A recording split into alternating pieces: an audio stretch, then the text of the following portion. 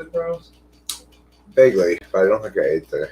They had a buffet, and you could get as many eggs Benedict as you could eat. How many eggs Benedict could you eat?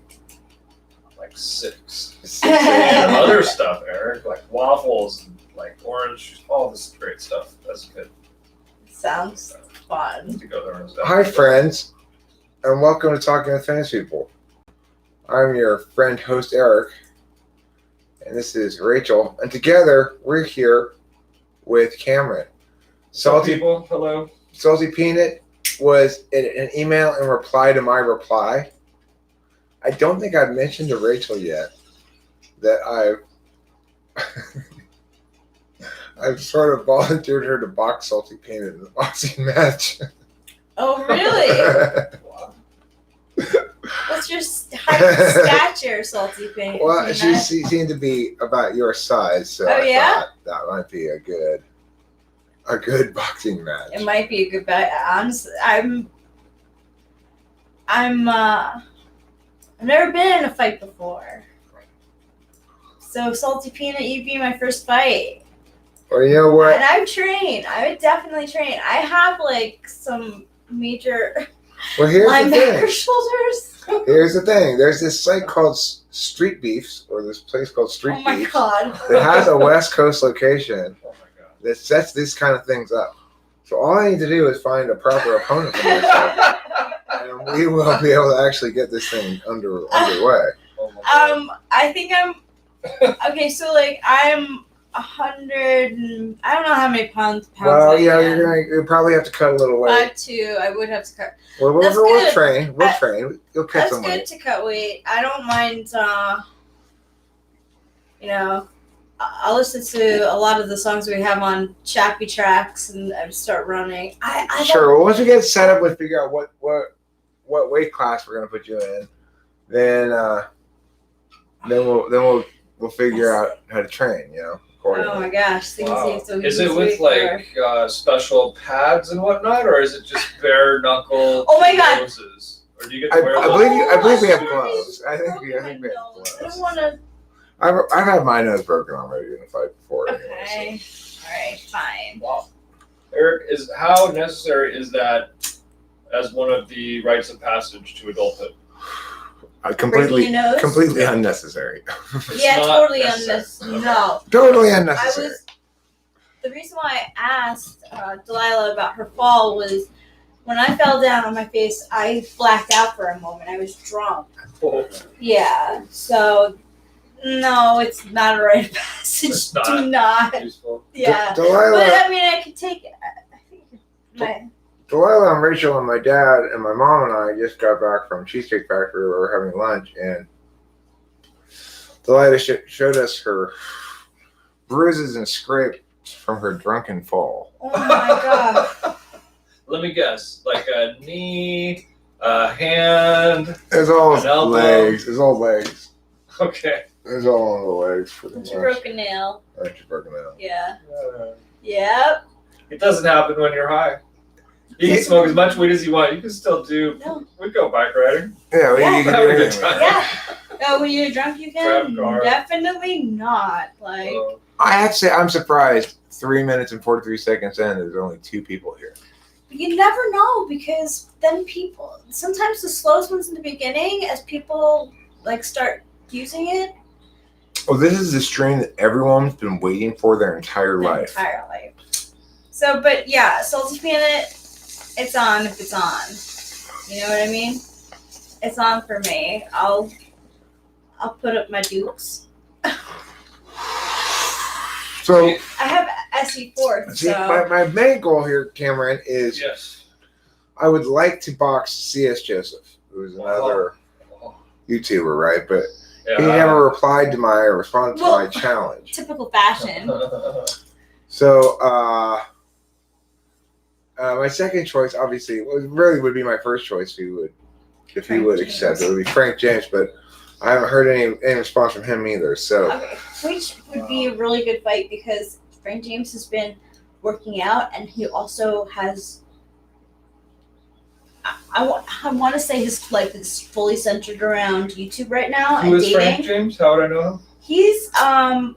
He's a YouTuber who used to be the same size as me and now has 500,000 subscribers. Yeah. So he used to be in the same community as me. Yeah. Oh. In fact, Yeah, he's been to my at the live same stream before level. Yeah. after he got big and gave me $20 in the super chat. He's a And nice guy. He's a nice guy. From what we know, you know. 790,000 subs. Oh my my God. God. Is Wow.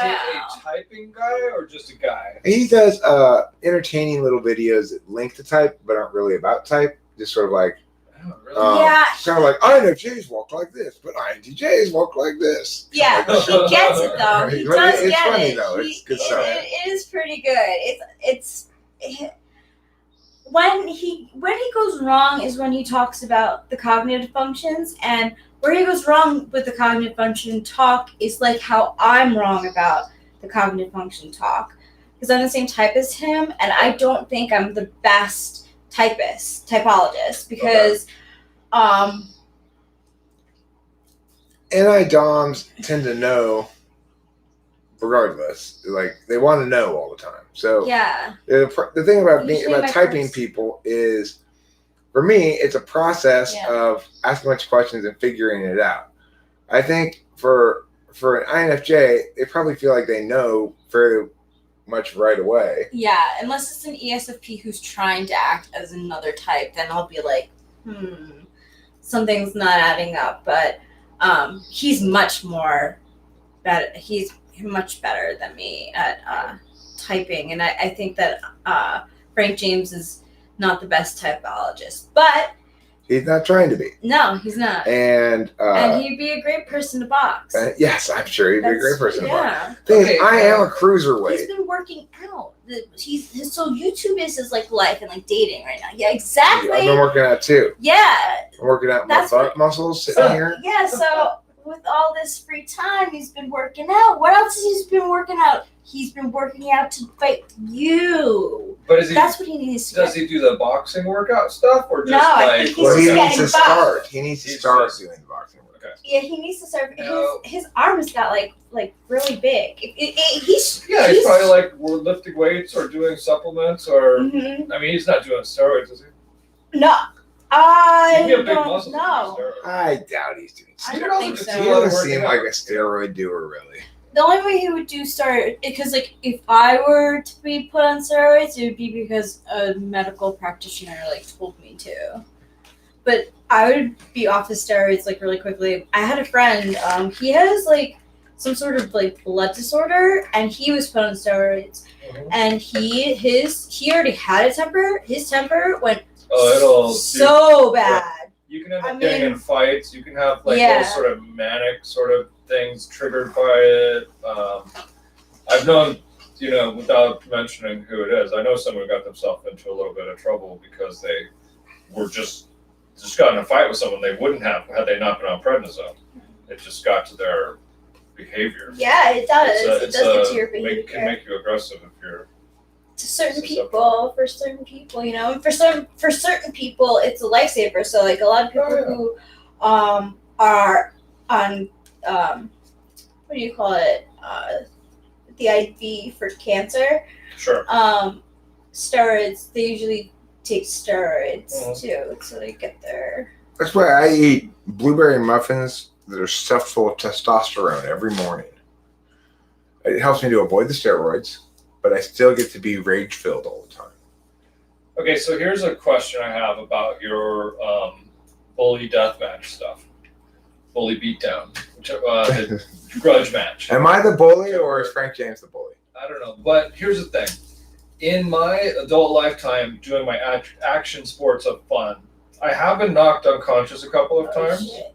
I have had my face smack into a very hard surface, i.e. the ground, or a bicycle or a scooter flying at it. So sometimes you're like, you know what, that wasn't so bad. I'll get my head into a metal pole and just keep on going. No big deal. But then sometimes I land on a rock and I'm unconscious and I wake up to the sound of my own screams. So, that's a bad day. Damn. I have been knocked out before in a fist fight. So, I think you told me about that. yeah, and it was Here's totally what- unfair. Yeah. Didn't a guy go through a window and like start punching you or something? Or Yeah. you got bomb rushed by some dude. Well, and yeah, you he go back sucker and smack punched me. on I or was sitting in my car, and he punched me through the open window. Anyway, the thing is, and then I finally got out of the car through a hail of punches. But by the time I was standing up, I had already taken a lot of blows. And then next thing I know, I wake up, I'm looking at the stars, lying in the street. Anyway, regardless of that, it's not the end of the world to get in a fist fight. It's not the end of the world to get punched in the face. I've gotten punched in the face before. And it won't kill you. Elijah, who are you thinking about boxing? Let's get you involved in this thing more dramatically. Do you want to box Megan Lavoda? I'm not sure you guys are in the same weight class, but Megan Lavoda, I think, would kick my ass. That's why I'm not pitting you against Megan Lavoda. I'm pitting you against Sophie. INFJ versus INFJ. I think she said she was 5'4". Okay. The right size, Obviously. Wrestling, maybe? Okay, so you want to MMA Megan Lavoda? Elijah just volunteered. In fact, she insisted on being included in MMAing against Megan Lavoda. I will have to talk to Megan Lavoda and make sure she's down too. But I will contact her now that we know that Elijah is 100% in for an MMA battle. It doesn't matter. We're all winners when we beat Elijah, okay?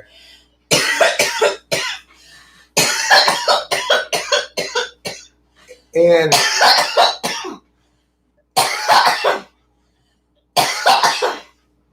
in a boxing match, there are no losers, only winners, okay? Sure, one person may get knocked out or get punched a lot, but both people get to be in a boxing match, and that makes it a win-win situation. Hey, look, it's Cameron. He's not only here literally, he's here virtually as well. Mm-hmm. Yep. I gave a sup. I didn't put any apostrophes or exclamation points. I just left it just totally chill. Cool. Rachel got a sup from an old friend the other day. Oh, yeah? On the phone, yeah. So, yep. coffee. Big head. Sup, Coffee, big question head. mark. Yeah. It's Yeah. like straight out of the asswipe playbook, right? Yeah. It should have just been like, I waxed my chest. Like, here's a picture. That's people don't get creative. Like, Rachel said, things are great. I'm living in California with my husband, and silence. no reply at all. Yeah. You mean that was just a booty call? Yeah. Ugh.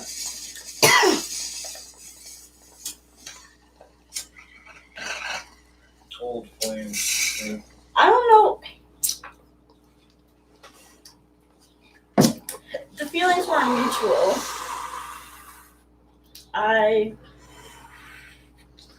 They weren't mutual of Omaha's Wild Kingdom.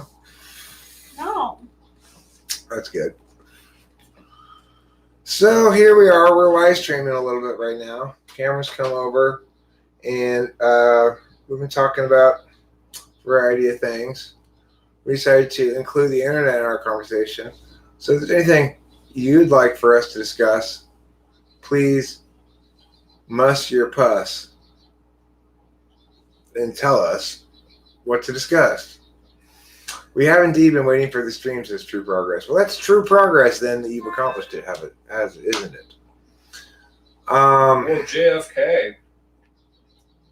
JFK. Somebody wants to talk about JFK. Supposedly, the murder weapon of JFK was the XP-100 single shot high velocity pistol with a scope. Oh. My stepdad wants one. So when I was going to the gun show a couple years back, he's like, "Hey, if you see an XP-100, buy it." That's the one that killed Kennedy. Talk about JFK. John So fucking F. crazy. Kennedy, former president, shot So in the head that's in more Dallas. confirmation than it was. What's his name? Who shot him? Is Oswald the guy that Yeah. supposedly we're Yeah. thinking supposedly did it? Isaac Newton's type. I don't know either, because I've seen INTP probably, or maybe But INTJ. the confirmation of that. Physics is awfully TI. JFK was an ESFP? No, he was probably an ENFJ.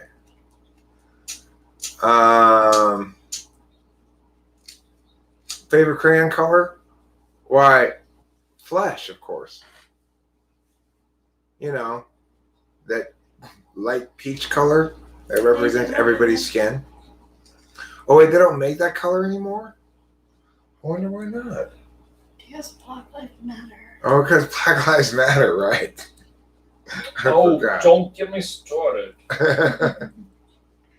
Mine was always like Hate has no home here. jungle green. So in the 90s, they like put in a new color, a newish color, and it was called jungle green, and it was like the same color of Ariel's. This is for your, if you want the viewers at home That's to see. what the gun looked like. That's the XP100 for your JFK Wow. dude thing. It's like a rifle, but it's a pistol. Holy shit. And that went through his brain? Splatter time. Holy fuck. That Yep. Not cool. Elijah, I would say no, it's not. like, what the fuck, yo? What's so wrong with the thing is, people? it's not really the reduction of pattern and physical events to TE laws. It's the reduction of TE realities to TI representations. So, for example, if you want to know, like how fast, what's the rate of acceleration of some object falling, it gets represented in a TI fashion. In other words, symbolically, conditionally. In other words, if something is falling, assuming meow, meow, meow, then it will accelerate at a rate of meow 4.97 seconds per, feet per square, some kind of feet per second or whatever, right? That's a TI representation. That's turning what's ordinal into what's conditional. If you want to talk about a TE science, you're talking chemistry. Now, chemistry is the ultimate TE science because it's purely ordinality. And that's why TI people like me absolutely hated chemistry. Physics was meow, biology was double meow, but physics of the three was the least meow, right? The thing is, what they try to tell you in school, what they try to tell us, was that they go in that order because biology is easiest, chemistry is second easiest, and physics is hardest. But in reality, it would have been it should have gone, if you want to go easy, medium, hard, it should have gone for me, physics, biology, chemistry. So, it's like they don't get the fact they need to individuate this shit. It's like it depends on your attentional management as to what you're going to find easier. It's funny because They still go biology, chemistry, physics. Go ahead, sorry. yeah, biology, chemistry, physics, yeah, that's how they. Yeah. So and the other thing is, Hey, Rebecca. concurrently, typically, if you like physics best of those three, you'll like geometry best of your maths. Whereas if you like chemistry best of those three, then you probably prefer trig or something like that.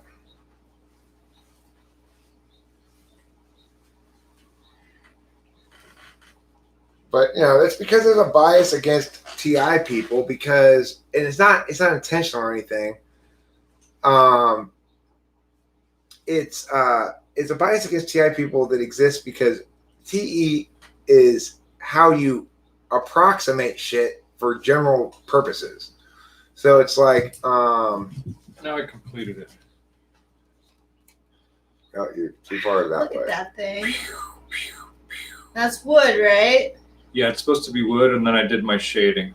I can practically Scope. smell John F. Kennedy's brains. Oh, that's so sad. Why does it make me so sad? I don't know. You're not that bipolar? I'm not. I didn't have the scope on it. I didn't do organic chemistry, Tristan. That's college stuff I skipped. I'm really happy that they finally figured out some piece of linkage to his death because there's it's so odd. I've seen a video of him and I remember watching it on loop of basically someone in the passenger side seat turning around and shooting him. The passenger seat in front of everybody? Yeah. Does that make sense? I don't know. It's a With deepfakes now, I mean, Well, here's the thing: you can't That's really true. know what to believe ever anymore. you know what You I just think can't. happened? Tiny meteorite. Why not? Complete accidental act of God. Yeah. No assassination at all. Concurrent with a backfiring car that sounded like a gunshot. Everybody's been freaking out about it for decades. Turns out it was just a tiny meteorite. It fell This from the is why heavens we and come blew out the here. back of his head. Do you know that if you're demolishing a building, let's say your house is right here, you're demolishing it, but it's like a several story building, okay? Do you know that rubble can come out of this building falling and fly like a quarter mile to a half mile away because of the way leverage works? Let's say some long bar is falling and it falls just right such that some bowling ball sized thing is on the end of it and another thing hits it and it launches it a quarter mile away. That happens routinely in demolitions. So the fact that something could fly to a place at Could rapid be. speed with a lot of mass is not unheard of. It could have been concurrent with the demolition or half 2 It's miles not away or unheard of. something. It just so And- happened there was Pew! a demolition of the Black Lives Ladder Company in Boise, Ohio, where all this happened. The Black Lives Matter company is a great Black idea for a Lives company. Matter. Right there. That is a great idea. Holy shit, you could get kids from jail and make them make ladders. Dude, you want to That's make a good. company called Black Lives Ladder? Yeah, but forget the actual link. You just be whatever and call your company Black Lives Ladder. They're all painted black, red, and green. It doesn't matter that I'm making the ladders. Right, of course. They're like $400 a piece. They come with a certificate and then you blow on it with sage and shit. Actually, it has nothing to do at all with Black Lives Matter. It's just Yeah. Mr. and Mrs. Black Lives started the company a long time ago. The ladder company. No spaces. There's no Yeah. space. It's just the Black Lives Ladder company. It's always Okay. been that, and it's just coincidental. So, guys, it's seriously touching that you guys have missed the stream for so long. Eric is on his sleepy week. So, when sleepy week is occurring, there are less streams. I want to introduce you to a term, a concept, a notion, Mac Daddy. Mhm. It's called fallow. When you let a field lie fallow, it gathers nutrients so that new plants can grow. All right? If you don't fallow your fields, you're going to poison your soil with chemical fertilizers, which will then poison the rivers and the lakes. I've got a spelling.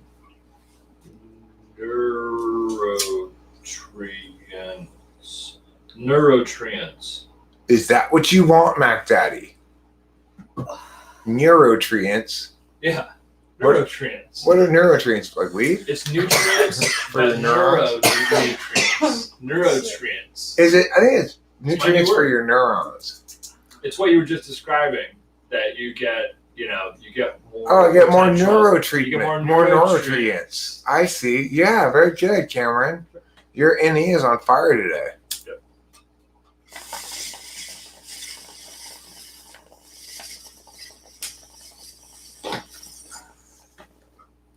Did you guys get the McDonald's app yet? Do you know I got free food today Nice. because of McDonald's app? Going to the deals thing. I did download it, but we have not used it. Once we used it. I was following Mac Daddy. Okay, I was following.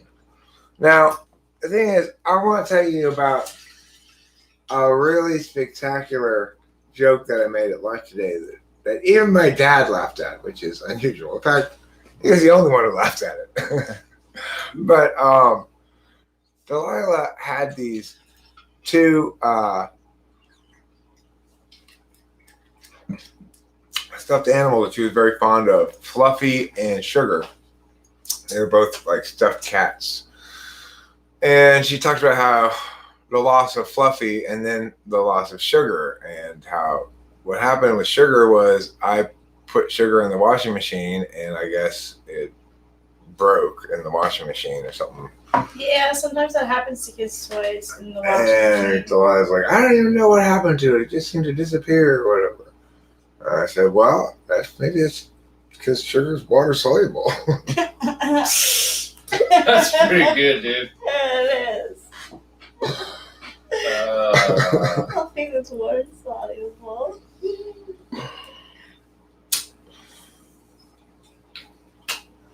Hey, so we did some like icons for personality pattern thing. Did you do? Was it a new I haven't done anything with them or yet. something? I haven't done anything with them yet. But, Right on. but I still plan to. Things happen in these long cycles now for me, of like months. It used to be that I only operated about a week out, Yeah. That's about as far as the future as I really operated. Now I feel like I've got a better sense of my long-term processes, I guess. How I just kind of go through these cycles and that now isn't representative of always. So it's like I tend to think my first inclination is to think, I'm feeling kind of this must be some new normal for me, and things have fundamentally changed, and that's why I'm feeling I will always be like this, right. But in reality, it's just this month's that happens every month. It happens at the same time for the same reason, because I've been on amphetamines for a couple of weeks, and then I stop, and then for a few days I'm very and then after that, right now I'm feeling pretty productive. I mean, we've been getting a lot of stuff done the last couple of days. Yeah. So it's like I'm kind of fully recovered from that. Yeah, well, Rachel and our periods have. My period is ending. Our periods, ended. it ended. Our periods have started aligning. So right when her period ended, my period started to end too, and my inner woman menstruates. She had really heavy flow. I have to get Always with Wings, and I put 2 of them on, plus a tampon. Otherwise, it's like the Valentine's Day massacre down my pants. I find that gathering is one of the things.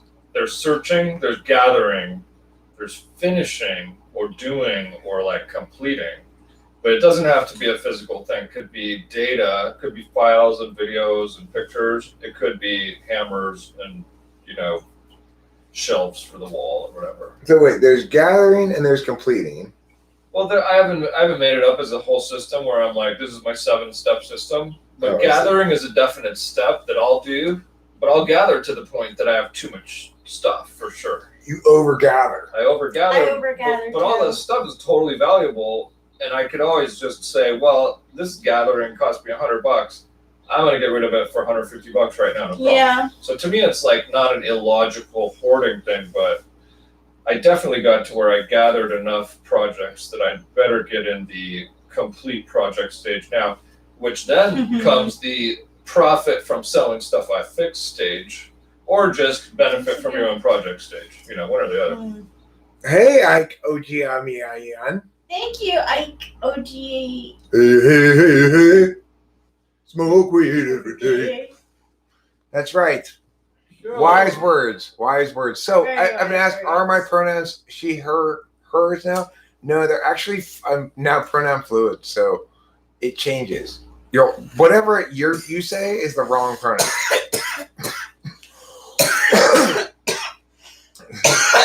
That's the rule. Do I prefer a menstrual cup or tampon? I use tampon with a menstrual cup, followed by a panty shield, followed by a pad, followed by double Always with Wings, and I turn one of them sideways. That's how I make sure to keep all the blood inside, up in there, so it doesn't get all over the place. I'm serious. When I say heavy flow, it's like I have to get a blood transfusion every month when I menstruate. That's how heavy the flow is. Wow. Otherwise, I'll die of too little blood. Is that a disease? Is that a disease? Too little blood. Too little blood. Anemia or something. What did he die of? Too little blood. Oh. You hear people say, like, well, he bled to death. What's the formal name of dying of too little blood? Does it have a name? That's a good question. You know, we need to get some nurses in the chat here.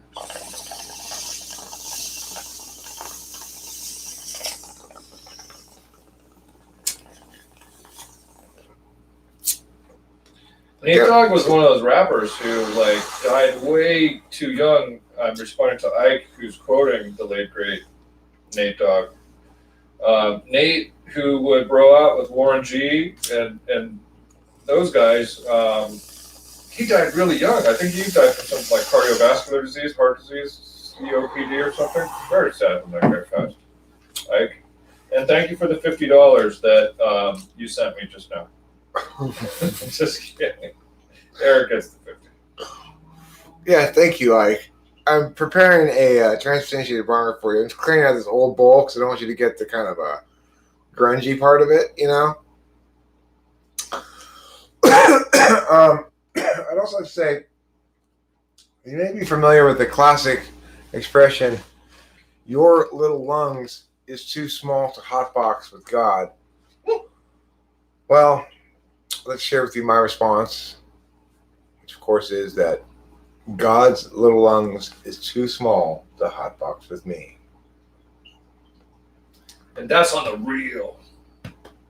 That's some OG. Hey, I was gonna say, you know, if your donations get to $100, we should vow to like clean your bong live on the air.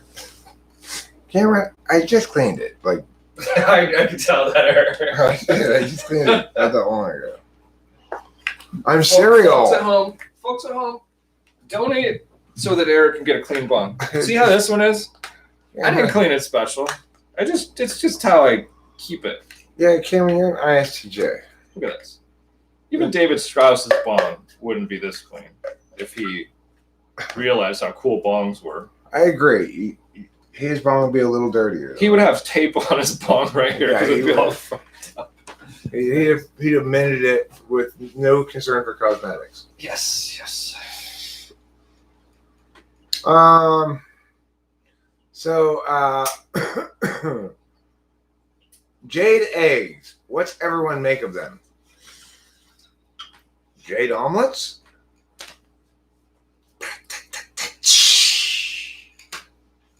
Is jade eggs the new thing that women hold inside of their noni? I don't know what they are. I've never heard There's of some them new before. age shit where women stick rocks inside of themselves for some particular reason. Jade eggs are rocks that women stick in their hoo-ha? I don't know, but Why it'd do be they- funny if I got that wrong. Some people do. Why I do- heard It about is it. I a heard thing. about it. Why a do trend. people do that? So that I could like go into their chakras and stuff.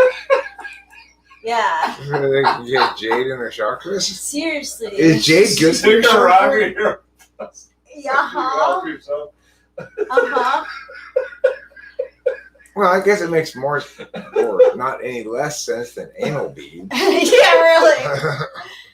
Okay, full Oh my disclosure, God. I have definitely like actually done that. The Like- vaginal or the anal? Vaginal. Okay. Is there a chance that it could like get lost, Okay. like go deeper, or you just like it's Okay. just in one spot? There are muscles that push it out, so no. So it's not an issue. I mean, of I risk wouldn't or recommend something. it. Like, Okay. I definitely was in a phase of very metaphysical like Yeah. stuff. So, I feel so jady. yeah, like There's- I don't know what it was. I was like, oh, I know, because I wanted to work on my sacral chakra. So I had, which is associated with the color orange. I had a carnelian, and the sacral chakra's right here. So Wow. I So the I want word to do is that. exsanguinate. Exsanguinate is to drain a person of blood. That's a great name for a kid. Exsanguinate. I can see it right on the roll sheet. Well, I want to talk to you about another great name for a kid, Diana Clover. Now, one can easily imagine some parents deciding, let's say their last name is Smith. You know what sounds like a great name for my kid? Diana Clover Sven. That's so wonderful. Okay. Except, of course, what they don't realize is they're going to end up calling her Di, D-I for short, which makes her Di Clover, which is dick lover in French. And you don't want to name your kid Dick Lover. Just like that lady, Amy Schumer, named her kid Genital by accident. What? She named her kid Jean Attell. And then By accident? and then she realized, oh shit, that's genital. Well, you could imagine somebody naming their daughter Diana Clover and not realizing that they named her Dick Lover. Yeah, I don't know. I think that your accuracy is less Diclover. How would you say? Not everyone Diana is going to be called Di, and not every one is going to have that opportunity to have it mispronounced. I don't see it as that. Okay, so you think Jean Attell is harder to believe somebody naming their kid that than Diana Clover? I definitely don't think of Diana Clover. Dick Clover? Yeah. I would call her Dick Clover.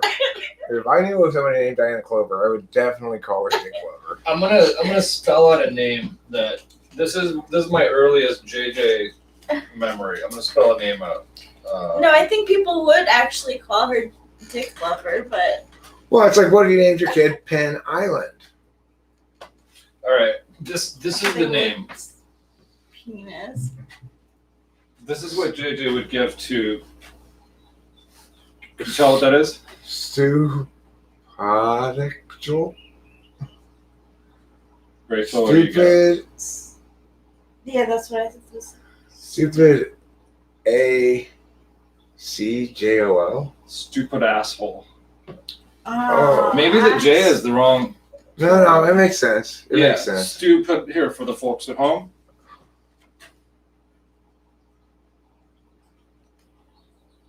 Stupid asshole. This was JJ's mailing name. Oh, really? Yeah, this is a good name for That it. is Stupid good. asshole. Yeah. Rectome sounds like a nice name. What's rectome? Rectome? Gross. I know. Rectome? Well, I gotta tell you, one of the greatest shows I've watched in a long time was Meerkat Manor. Boy, I really enjoyed that show a Me lot. too. And Rachel and I discussed, wouldn't it be great if reality TV were like Meerkat Manor, and at the end of season 3, after having her children carried off by large birds, Kim Kardashian got bit in the face by a Cape Cobra and died at the foot of her burrow. Wouldn't that be great? No, you'd find out she didn't die and that she already had metamorphosized into a human who's resistant to the cobra venom. She's like a true Kardashian. She's resistant to cobra venom. Okay, you're right. No, Oh you're my right. God. You're right. Here, and if it were just like Meerkat Manor, it'd be Kris Kardashian who dies from the Cape Cobra bite at the end of season 3, and Kim Kardashian who survives with a massive scar on her head at the end of season 4 because Rocket Dog, the child of Flower, did that in Meerkat Manor. So, Kris Jenner keeps her. Does she even go by Jenner anymore? I don't know. Whatever. Kris Jenner. I think she's back to Kardashian, maybe. Yeah. Kris Kardashian, the mom, has short hair, and I'm always afraid to look like her. I don't want to look like her. You want to look like who? Kris Kardashian. Who thinks The you look mom- like Kris Kardashian? The mom Kardashian. You don't get anything like Kris Kardashian.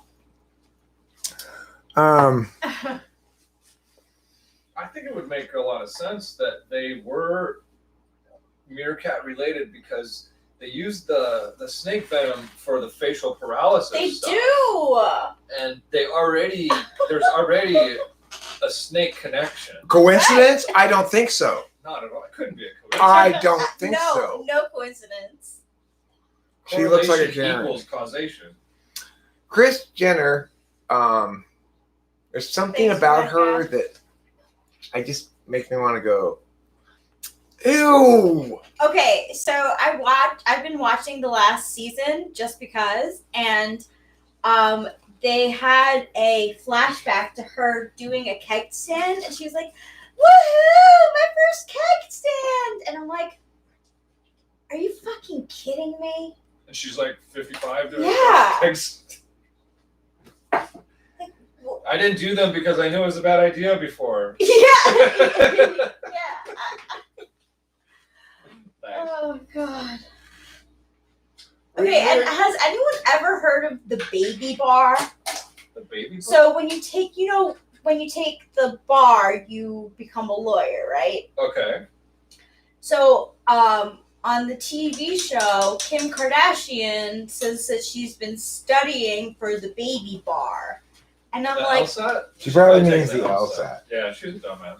She's probably, yeah. She probably Gotta means be the, I was just thinking the same oh thing. my god, why? What'd she call it Because that? I Because she's an worked idiot. She's an as idiot. I worked in a lawyer's firm, and I'm like, And you know. I that don't know there's anyone who took a baby bar. Like either you took the bar or you didn't, and you were studying not the way that you're doing it. Yeah. They So- missed work because of. Kim is like a social activist or something. Is that what her deal is? I don't know. Kardashian. I think she's like fighting for underprivileged people's rights or something. Oh, is I that think what that might be what she does. I think she humps motorcycles in incredibly cringy videos mostly. It's either that or the chick from Whitesnake, one or the other. Who died? The Whitesnake video girl died from the 80s. Like, I don't know, like someone we all would have seen in the What videos. video? Tawny Katan. Oh, I know that name. God, what was the Whitesnake video? Pour some sugar on me. Was it She's climbing on a car, but That's the only video that Who knows where the cold wind blows? I asked my friends, but nobody knows. Is this love? Who am I to believe in love? love? Okay. yeah, Both Love ain't no got it. stranger. Love ain't no Hey, stranger. Oliver Linehan. yeah.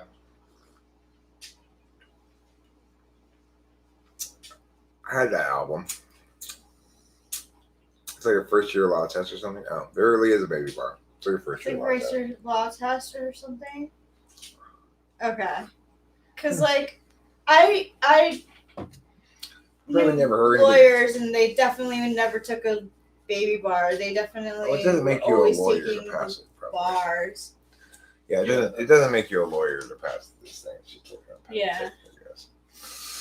I mean, good for her. She wants to go to be a lawyer. I was just like, like I don't know why I have to hate her so much. I hate the Kardashians. that's all I right. hate Paris Hilton. I Yeah, don't know them, but I totally hate them. but that's a but. But it's you know who I bet you don't hate? I bet you don't hate Nicole Richie. I hate her. Nicole Richie? Yeah. Do you feel sorry for her, kind of? I feel sorry for her because now she's anorexic. Well, she was just always so, like, lost, just 5 steps behind, and it's not like the people in front of her were running fast, you know? She got married. She got married to the guy from Good Charlotte. She married someone from Good Charlotte. Oh, I feel so bad for her. That must be so hard. I mean, the only thing that could be worse is she married Dave Matthews. And Yeah. then she got Nicole Richie hooked up Cameron Diaz with the Good Charlotte guy's brother, who was also Okay. in Good Charlotte. Okay. Cameron Diaz. I'm sure you could have done better than Good Charlotte. Come on now. I know. She's supposedly really happy. She'll be broke though. Good Charlotte. Have you heard of their album lately? Like, I heard of them No. back in the 2005 maybe? Yeah. I liked their song. They had one song, perhaps. I don't What remember. was the They Charlotte had song? maybe one song. Yes, that was on the radio and popular. Let's see what was But, the Charlotte song. That's the gossip from. And they were just like, let's see if we can fake this rock thing until we marry famous actresses. Yeah. They were like known for like, kind of like, I don't know. People thought they were attractive and like moody looking. Oh, if you're super They would cute wear- and young, then that's Yeah, pretty much all. hair like hat back. We're also wearing eyeliner sometimes. You know. Gotta like- be like Bam Margera. Yeah. Yeah, exactly. Right. Like gross Yeah. and pill popping. Yeah, oh my That gosh. kind of a look. Bam Margera is such a good comparison. Like, Somebody who like used to like sort of do something, but then they just only do drugs and make bad decisions. yeah. Do you remember okay, does anyone You mean, who's the first person who comes to mind when he says this? Bam You used to do Margera. something, but now all you do is do drugs and make bad decisions. The first person that comes to mind for me is that girl. Lindsay Lohan? Yeah, Lindsay Lindsay. Lohan. Oh Yeah. my god, I'm so glad I guessed it right. Yeah, Are that you girl, living right? in 2009 or living in 2021? Is she really still that person, or did Is she she get still out a of her? person? Well, I I think haven't she's- heard of her lately. Oh my Is that's she gone? Or? no, she went to Europe. She's busy doing Seriously, drugs and she making opened bad up a club decisions. in Europe. So she does drugs currently? Yeah. I thought that she There maybe was it's a Amanda whole- Bynes. What I'm thinking. She's the one who had mental issues. Oh, and was gone or Amanda whatever. Bynes, I don't know. I feel bad for her sometimes. Like, she was like being like honed over because, or hounded really because, she smoked weed. Okay. Like there was some like possible mental illness there, but she threw what she was known for was throwing her bong out the window in New York City, and like And should just buy another one, or It's gonna fall on someone's head is the problem. out of Yeah. the house? yeah, I don't know what happened with Amanda Bynes. It doesn't matter She's what- living whether with it's her a mom bong now. Or a rock, parents it's now. still a bad idea to. I think that the problem was she did convert to Islam. She changed her last name to Hug and Kiss. As they do in Islam. Now she's Amanda Hug Oh and my Kiss. gosh, no, she's like under some sort of conservatorship, like Britney. Damn. And she lives with her parents now, and she's like, you wouldn't recognize she became unrecognizable, but then again, you wouldn't recognize her now. So it's You know who else you wouldn't recognize today? Amy Winehouse. oh yeah. Probably true.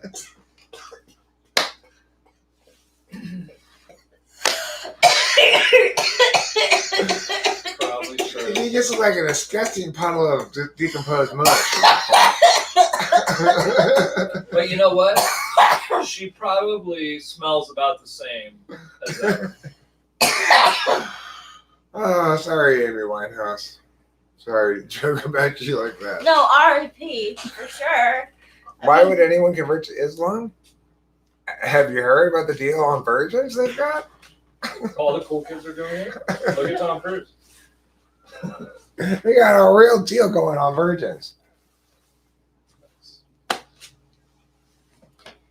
That's Does why. anyone know? Does Tom Cruise like hang out with his kid anymore, or is that just like? Well, I don't know, but I want to know: is Tom Cruise kid a girl or a boy? Okay, Girl, now if yeah. Tom Cruise kid converts to Islam and dies in a suicide attack, will she get 40 male virgins in heaven?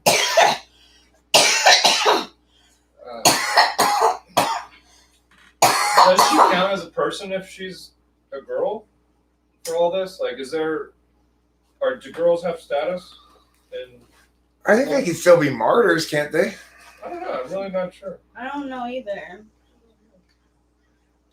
Tom Hanks' kid is an actor. He's a pretty famous actor. Actually, I've seen him in a few things. He should mate with Tom Cruise's kid. And then they could be Tom. They could name him Tom Jr. It'd be Tom Cruise, Tom Cruise Hanks, or Tom Hanks Cruise. But she's gonna get trial for virginhood. If yes, she goes to be part of someone's essential 70. If not, she disappears forever. Really? Is that how it goes in this song?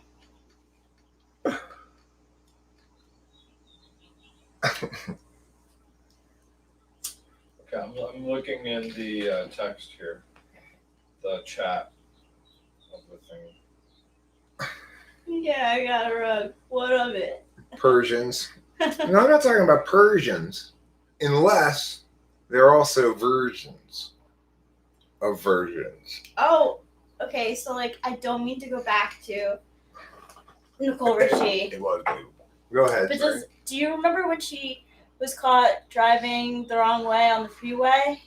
No. Yeah, she was like on some stuff, and she it was She's like on some 2 stuff. a.m. and she was driving back like on the wrong side of the road. Thank God, no, it was like 2 a.m. and no one was around. Like, but she got like she's been arrested and stuff. She had it tough. That was probably right before Uber was so common, because by now, It was. Uber and car services, like, I think by now people just don't really. She had money. She Have definitely to- had money.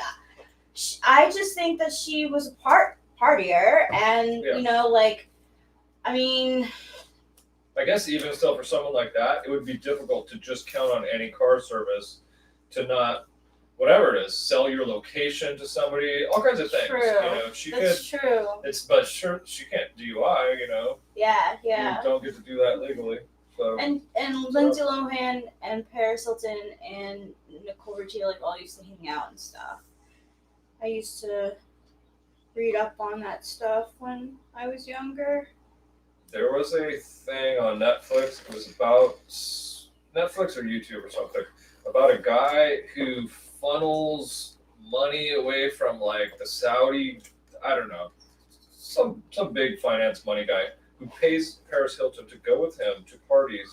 Do you know what Paris Hilton gets to go with some just sort of gross looking Chinese dude to a party? And hang on and be like all over him. Like on Paris, I like it. Like really turning it on. Like be someone's date for the party, guess the amount of money she gets according to some documentary. I don't know. 10 grand, 20 grand. I've heard 10 grand like years back. She gets 10 grand to go like attend an event. I heard that. But 10 is not even really that much. No, if you think about it. no. $1 million is what. Stop it! For her to be. I was I've heard of her years back like getting 5 10. figures. Getting 10. They showed videos of her on this guy, and he's just some guy who somehow like maybe he suctioned the money from Malaysia. I think it was like the Malaysian fortune got stolen by this kid or whatever, and but he paid her $1 million to hang out, but like really I don't think that she was making out with him, but like really into him style, not just being there and being some vapid. Okay, Cameron. Can you lend me $1 million? I can draw you the symbols on paper that say $1 million. Is that enough? Probably not. A man watch on the news a car driver driving in the wrong direction on the freeway, so he calls his wife to tell her that someone is driving the wrong way on the freeway, and she says, "One, there's hundreds." Hey, did some watch? It shows 50 and 50. Do we have to clean your bong, Eric? Did this dude pay you 50 twice? No, it's still hanging there. Okay, because on mine it's got like 2 red things that show 50. Oh, maybe he did. Look at again. this. I don't know. Look, seriously. I don't know. Does that mean 50 and 50? I mean, it doesn't show it here on It mine. doesn't show on ours. That's interesting. Lionel Richie's kid, who Yeah, is she is Lionel Richie's kid. he sang Hello. You're looking for I can see it in your eyes. I can see it in your smile. Is that the one? Is that the one with the horrible video? Yeah, uh-huh. The worst video in history, if you haven't seen it. Okay, this video is. If you haven't seen the video, is that the song in which it's called? Hello is the song. Yeah, hello. But is that the video? I remember him having Yes. one of those videos The blind girl. and with a thing that rotated or something. Okay. Remember those rotating set videos back in the 90s, 80s? This video is him. He's some video. okay. This particular video that I'm talking about. This video that I'm talking about is he's an art teacher at a high school, apparently, and he's got a blind girl who's making a bust of his face, and he feels his face so she can see what it looks like, and they're clearly, I guess, having an affair, and he's supposed to be heroic because he's having an affair with a blind high school student or something. It's not exactly clear, but Dancing on the Ceiling. Oh my god! That's one of the first set. Yeah. That's right. That's the happy vibe type of song, Dancing on the Ceiling. Yeah. That's a definite wedding song. Your BFFs with the blind girl. It's the worst video I think I've ever seen. It takes some doing to get me to say that. Long. It's so long too. So the thing is, I want to talk a little bit about music videos in general, about this trend they have these days of making a little movie before the music video starts. Yeah. Can everybody please stop doing that? Because it makes it impossible to put your video on my playlist. You know, it's like, I don't want your 3-minute long vanity video before the music starts. I have a question. Yes. The newer trend of starting your music video cinematically, was that started by BTS? Because I know BTS puts a lot into their Timberlake. videos. I think it was started by Justin Timberlake. Okay. I think he was the first one to really start doing that shit. Michael Jackson, Thriller. Sorry. Oh, did he do it too? Thriller was in the 80s. I know, but did it have a non-music beginning part? Oh yeah. Oh. It started it with, but even before that, look at that Pinball Kid. Who's the Pinball Kid? That move. Oh my God. Tommy or whatever. The Who? The Who. Pink Floyd. There's history of dramatic cinema, Rocky Horror Picture Show. No. But what I'm talking about specifically is the beginning of music videos YouTube. when they have long talking parts. Yeah. That are little movies that have no music in them. Now, as far as I know, Thriller started with the music. It started with Michael Jackson and too. some girl walking around, gonna go on a date and stuff, and then they're walking down a thing, and zombie stuff happens, and then. Okay. All right, so fine. Michael Jackson is the cause of the Thriller type of. But the things they're doing now is very different than that. It's like. Have a scene of the person doing something that has to do with the music a little bit, or not even. And what about Prince? Prince is after Thriller. Prince had Purple Rain. But that's movie that was sort of segmented. I think it was Justin Timberlake, Britney time when this trend started. It kind of went away for a while and it's come back. Okay, so what did it start with Justin Timberlake? Cry Me a River? Does that one have a beginning? Yeah, it has he's coming home and he finds his lady cheating. And then it's Kids these days with their rap music. You know? Yeah. We listen to a fair amount of rap music, of course. We have lots of different kinds of stuff on our playlist. But my current favorite song is Soyo by, I don't know who it's by, but it's fantastic. As Rachel pointed out, it's like the history's greatest use of the recorder. Mm-hmm. Whoa, is that rap music? Yeah, well, it's all in With the Spanish, recorder? but it's Crazy. if you want to hear some cool Mexican rap, listen to this song Soyo. Soyo, SOY space YO. Yeah. Yeah. And I mean- you see a little girl with glasses on it. It's a then great you video got too. the It's a video. fantastic video. Yeah. Let's see, song by Bomba Estéreo.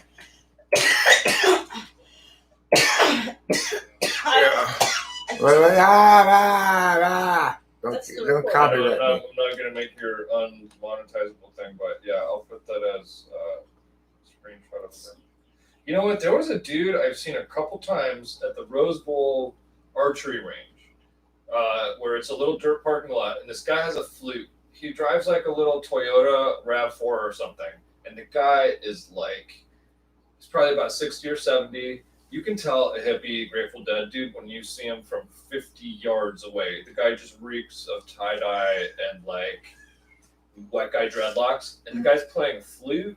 He'll like play music on his car and play a flute to it, but he moves around like an autistic person with the flute. He gets into it. Like, I'm always happy to see the guy, because for someone to be that cabin is fun with a flute just in the car, because you can tell he can't do it at his mom's house. Like, why would you be in the car at the Rose Bowl archery lot not doing archery with your flute? Because you're annoying everyone where you live. But Are we getting married? Not at the moment. Tom McDonald, Clown Road is a great music video.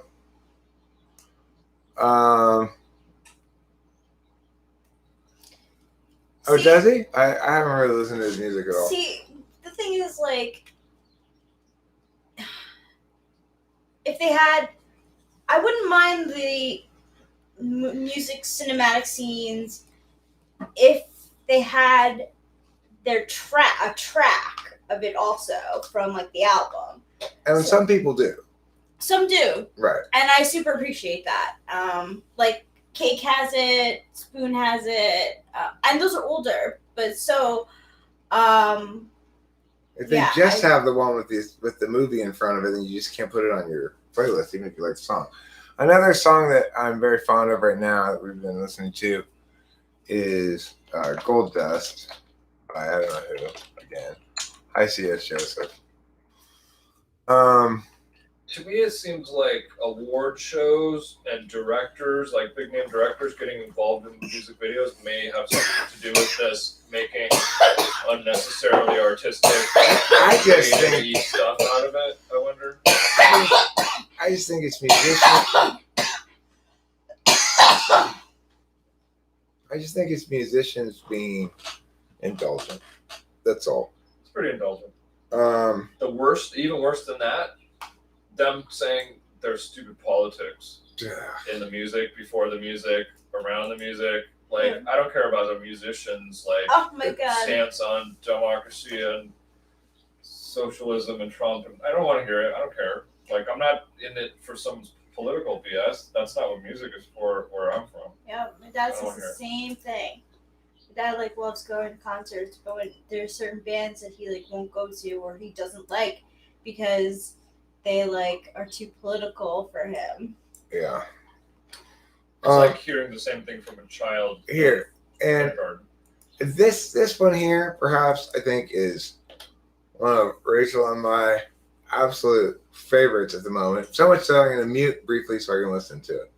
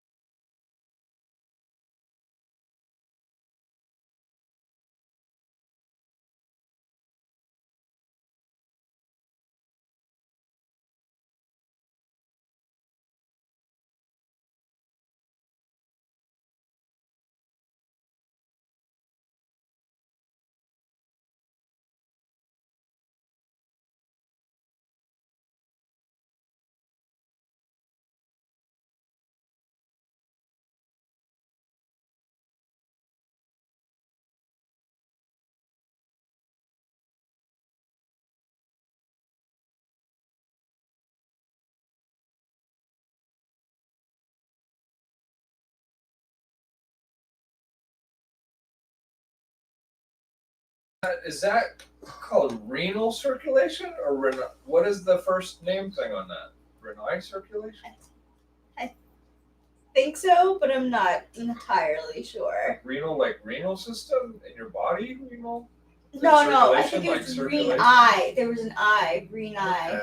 I was like confused by that part. It's very cheery. Nicholas Watson, you're wrong. George Carlin and I are both ENTPs, I agree. Dave Matthews is clearly an ESTJ. So let's not be confused about that. George Carlin, I just don't think he's funny. And I think it's his humor hasn't aged well. I think he was cheap and easy about his humor to begin with. But of course, that's looking from a modern perspective. I'm judging him ENTP to ENTP, and I'm saying I'm not that impressed with his work.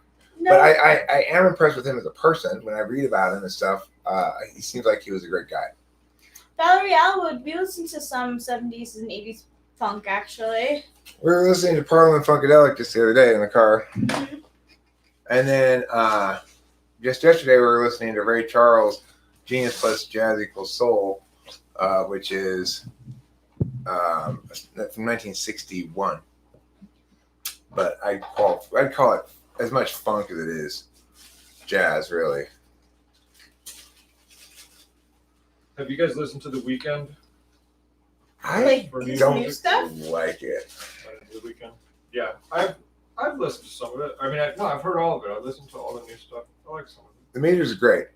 The meters are great, but you got to be ready for a 5-minute funk song. You know, you got to be ready to settle in for a 5-minute long funk song. I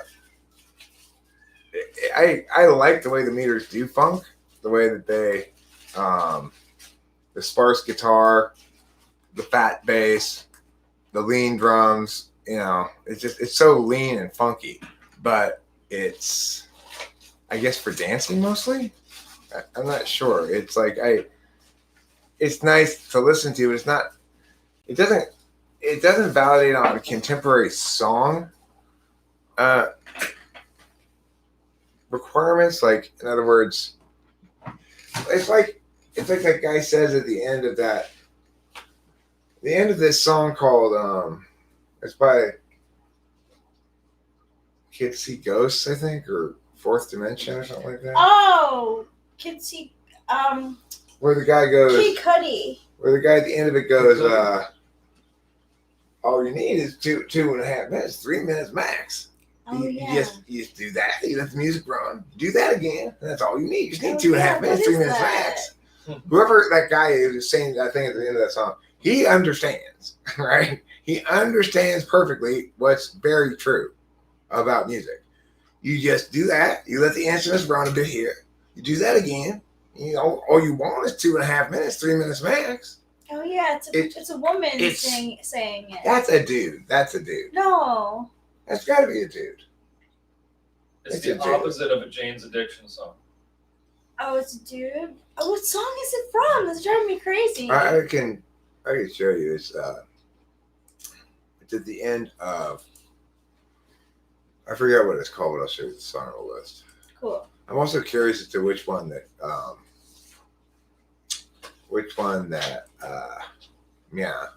Sky Gear highlighted is notable. The other song that Rachel and I'm into right now is this Haiku Hands song. Yeah.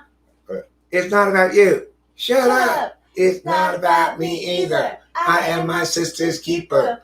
Chill. It's not about you. Shut up. It's not about me either. It's us versus Grim Reaper. Chill. That's a good song. This one. That's Kid Cudi. It's at the end of this, and the song is 2 minutes and 34 seconds long. At the end of it, the guy says what I said. You know. That's Kanye and Kid Cudi. Oh, is it? Kid Cudi's good, yeah. Does Cudi have newer stuff? I used to listen to him like 10 years back. He does. I haven't really checked him out lately. I'm a big fan of Kid Cudi. He came out when he was in a depressed state, and he came out being like, I don't feel good all the time. Like, I know in my music, like, I say that I am, but, like, I'm not doing good right now. So he, like, went for treatment, I guess, like, medical treatment, and, like, he made an album sober, and he, like, that song, he has, like, 2 songs, I believe, on the album with Kanye in it, and it's real, they're both really good. Because I really related to his music from like 10 years ago, but I guess it was a depressed guy who just liked to smoke a lot of weed. Yeah, Just like what he his still music does. was. He I still know, does. He you know. still does. But he like kind of wanted the whole like album's kind of like fuck you guys. Like you're gonna say that like I can't smoke weed. Like of course I'll be sober and make a great album too. Like fuck you guys. It's kind of a little bit of a fuck you to the haters. I'll check it out because you're not familiar with that song or artist. Yeah. Let's see What's what this we got here. show? Fourth Dimension or something. Let's see which one Skygear thought would be interesting. This one. Oh yeah, well that's the one we're talking about too. Okay. Whoa. Meow, meow, meow, meow. Whoa. It's not true that sober albums are never as good, but it's generally true. No, it was really, I thought really artistically good for him because he was able to get out like all the like hate that he was getting towards him, and the whole like stigma stuff out on the album, and it ended up being good. It was called Small Pimping. I think. I'm small pimping. Yeah, Even he so was blue. small Yes, pimping, I'm and small he was small pimping. pimping with How like, about Kanye. you? I'm so glad that Kanye was finally making rap that was like good. You know what I mean? So, what's the deal with Kanye? Is he like gonna always have sort of like weird episodes and things? Is I think Kanye so. just sort of like I mean, patient? I hate to say it, but Not that like, we aren't patients, but you know. yeah, and like he, like, when he has breakdowns, it sounds a lot like me sometimes. It actually sounds a lot like my friend before she gets into her like temper tantrums. I don't know if Well, he's the thing is, mean. here's one of the things to note about what Kanye does. Kanye rather fully embraces his manic phases. Yeah, he really does. He's bipolar, and I know what that means. And so the thing is, your sound's not working. Is everybody else hear me? What's Lindsay Lohan's MBTI type? Probably ESFP, but could be ESTP. I'm not sure. He likes the mania. I've heard that mania can be. I mean, what if you or I wanted to do a stimulant? Okay, You know, but some like people it's get it from different. inside their It's body. totally different. It's not the same as a stimulant. It's totally different. I'm not gonna lie, like there is a point where you love your manic phase because it's like your brain runs really fast, but at the same time you're not like getting sleep. Like you're doing more, but like your brain is basically like, I like to call it when it's like when your brain is frying like a computer, like going here like You're wearing out your store of neurotransmitters, so you're slowly burning the candle Yeah, both ends burning it, until exactly. you're just gonna be complete mess out soon. Yeah. I mean, the thing is, Yeah. it's you know, for people who've never actually spent time with somebody who's spent time around episodes of bipolar mania, it's easily misunderstood. Like, I think a lot of people think of it as like something else, just more. Yeah. But it's very much not. It's a distinct thing. It's like, for those of you who've been around the channel for the entire duration of Rachel being around, you got to witness some of that stuff last, you know, I guess almost now Over 2 a years, year. almost now 2 years ago, coming up on 2 years Mhm. anyway.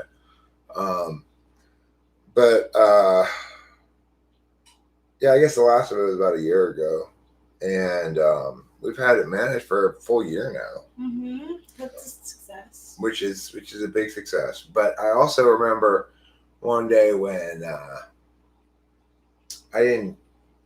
I kept like putting off going to pick up her meds that one time. Remember, Cameron was riding down there, and I could just see like, oh shit, we better stay on top of these meds. Oh yeah. Yeah, your cat turned into unravel. My 8 comes out. That's when my 8 comes out. I turn into a blah, blah, blah, blah, blah.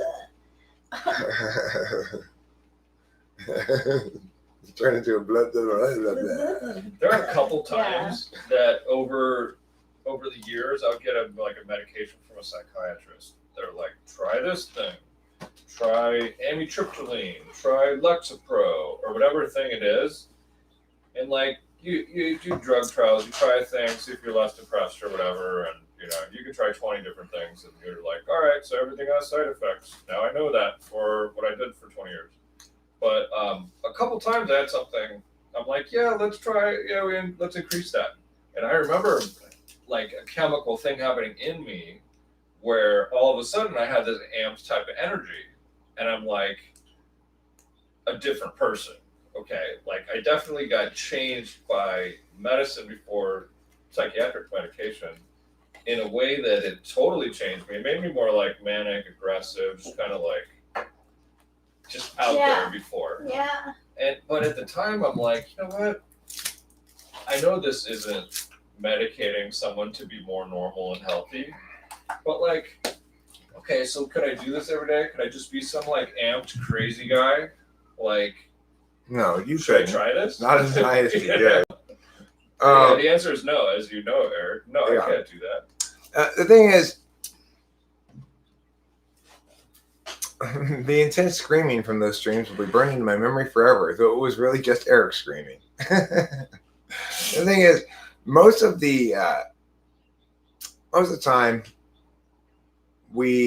I tried to avoid, when in the worst of these stretches, we weren't streaming, So it's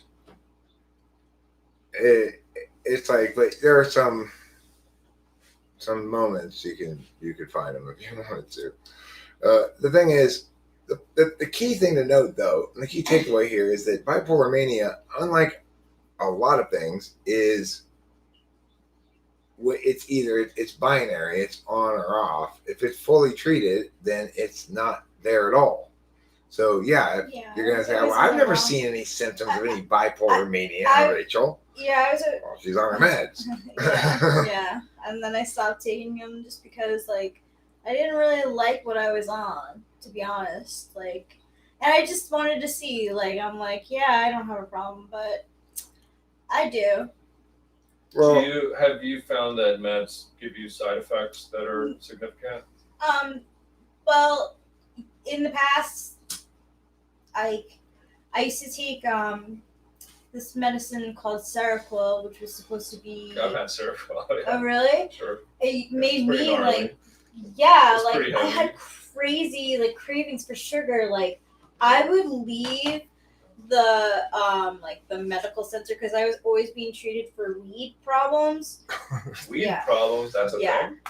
Exactly. Are you kidding me right now? Like, are we in 100%. I was being treated for weed problems. Who paid for this? The government. Dumbasses. Yeah. Jesus. Okay. So, yeah. So, Well. yeah. So, I was so they would like take me to a hospital. They would like give me the medicine at the hospital there, which like. Wait. They want you to not use weed and take Seroquel? Yeah. Folks at home, if anyone knows what this is, like, that is nuts. So it's I was crazy. on like, I was on Seroquel, Trazodone, and lithium. Yeah.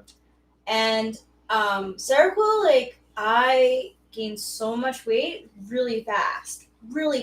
I could not believe it. It was like it had to be 3 weeks into using it, and I like gained 15 pounds. It was crazy. It was crazy.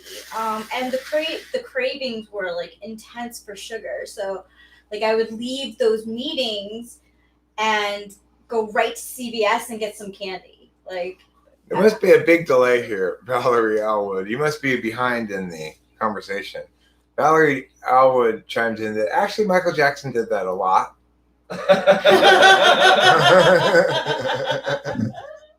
I was thinking saying the Hey, black but- and white one too. No, but the Seroquel, Michael Jackson probably did that a lot before he did.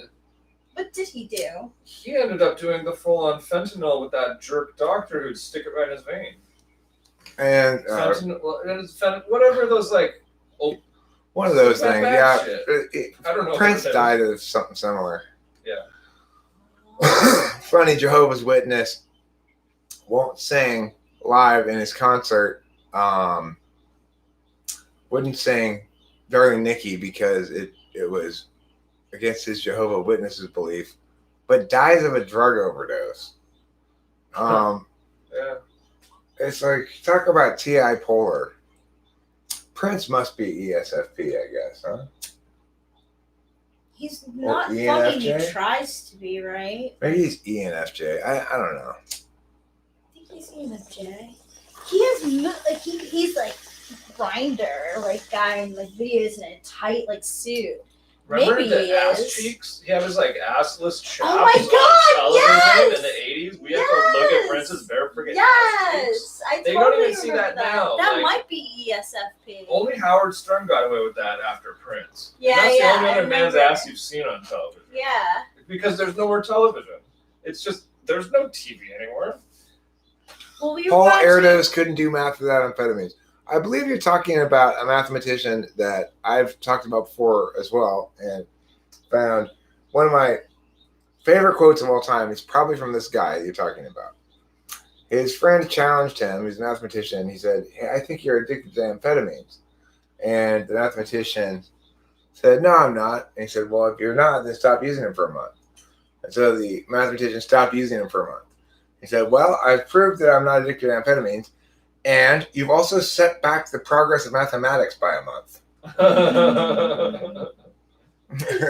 Which I just think is just fantastic quote. That's a great quote. Do you know what percent of Americans use a stimulant every day? 90% of 90%. I guess Americans it should use be caffeine. 85, and I thought that was high. That No, includes fucking caffeine. way. That I heard includes of caffeine. adults, Oh, okay, wait. adults in Yeah, the United is- States. I'm not Is talking coffee? amphetamines, but coffee is a stimulant. Yeah, coffee is 90% of us use. That sounds like a lot, but I heard that written recently. So Yeah, it must but be true. okay, it's true because that's such a misleading thing to say because of course caffeine Everyone- is hardly a Yeah, and a stimulant. lot of people. Technically, it's a stimulant, correct? It is. Yeah, I mean, it's not depressant. No, it's a stimulant. There is that coffee nap, but No, it's a stimulant. it is. I I thought mean, that's why people have it in Europe with like their espressos, so they can stay up longer and chat. one of my many ideas that never came to fruition was I wanted to do a series of YouTube videos called History's Greatest Loadies. I was going to include that mathematician in there, W.C. Fields. Freud's a good cokehead. He's not very great though. You need a great cokehead, not a good cokehead. Yeah. Funny, Delilah's mom.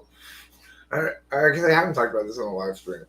So Delilah came and we've eaten with Delilah now twice in the last 3 days, which is very unusual for us Yeah, all to she get said together as a she family. Was She seems really happy about it. enjoying Yeah, it. we love it a lot too. Yeah, we do. Feynman Feynman didn't end up being on drugs. In fact, he talks about it in his book, how he started to drink a bit and then,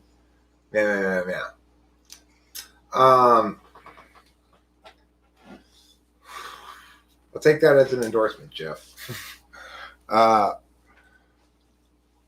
So the thing is, but there are lots of people who were like loadies, somebody who does lots of drugs and alcohol or whatever, including Winston Churchill, who was a big drunk. Then there's less successful versions. Like Ulysses S. Grant was just a big drunk. Yeah, that's right. He was. He managed to not entirely fuck everything up, but he. How about that fact about Mickey Mantle having transplants of livers? Right, because he of was his such a drunk. alcoholism. And whether Ew. he should be allowed to get a second liver transplant. Oh my god, that's ridiculous. Are we out of Yeah, we're gonna weed? need to go to the weed store. Are you gonna go to that Pasadena weed store? Yeah, you want to go? I should totally go. Yeah. Yeah. All right. Well, we've got like a bong or two left. I don't know.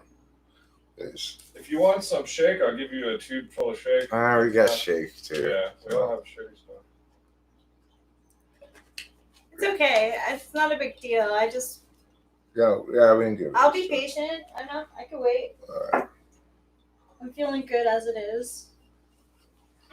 Yeah, 69 creative. But it's okay because like the stuff that we got was good and I feel good. So no worries. Shit happens. Yeah, we feel fortunate because this new weed store opened up right next to us, and it's got good deals, and it's a lot closer and easier to go to than Mary Jane's in Hollywood. Mm-hmm. Even though I liked Mary Jane's shirt, I never got one. Me? But I can't believe I never got one. How much? I wanted that much. I probably wanted it just as much as you, and I never mentioned it. On the back, it said had a lightning bolt that said Hollywood's best drugs. Yeah. That's cool. I like that. Next time we go, if there's next time. Yeah, that's a cool shirt. Oh, hey, you know what? I'm not going to go to the weed store with you. I don't have any money this time. But I'll have money next time. Okay. Okay. Cool. I need to do laundry at my mom's house. Is what's going to go on. I did it yesterday. High five, Rachel. It's good to do laundry. We all should have our awards. I think after we get back from the weed store, maybe I will clean the kitchen some here. Sure. Throw away some fruits and stuff. Those fruits really served us well, huh? Yeah, they did. That's something that we worth should get getting. for ourselves. Yeah, we should have this thing on the table like we all the eat time. them. Yeah, we're such great. You're welcome, Ryan. Also, hey, one day is my laundry day, but I took a break because it was Memorial Day. That's good memory, though, Ike. That's good memory. Yeah, that is good memory. Stalker. And in fact, I said to her when she said to me she was going to do it on Tuesday, I was like, Rachel, you're going to do the laundry on Tuesday? Are you sure that's wise? Oh my god. Hey, you know what my brother started doing? My brother's kind of insane, but he's kind of smart at the same time.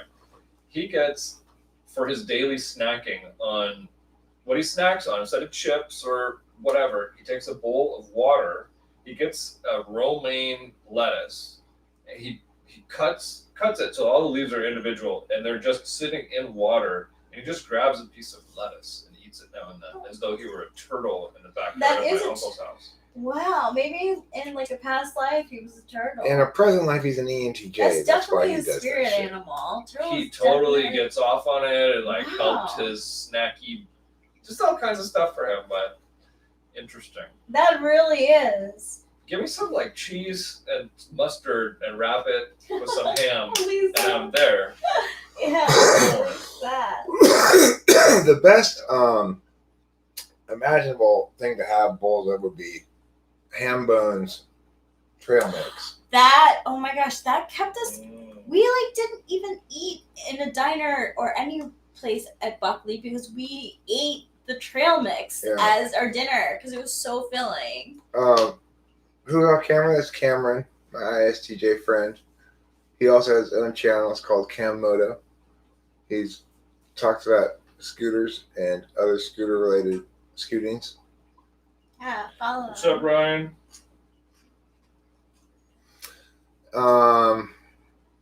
So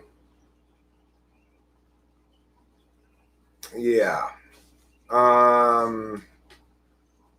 Has anyone heard of that that like children's rhyme that's like Monday's child is full of Tuesday's child is I've heard of it, yeah. Do you think there's any reality to it? No. Because I'm Wednesday's child, and Wednesday's child is full of woe. It's the only one in that rhyme that is negative, and I'm always like, why? You're such an NI user. I mean, the thing is, I never could feel constrained by those kind of things.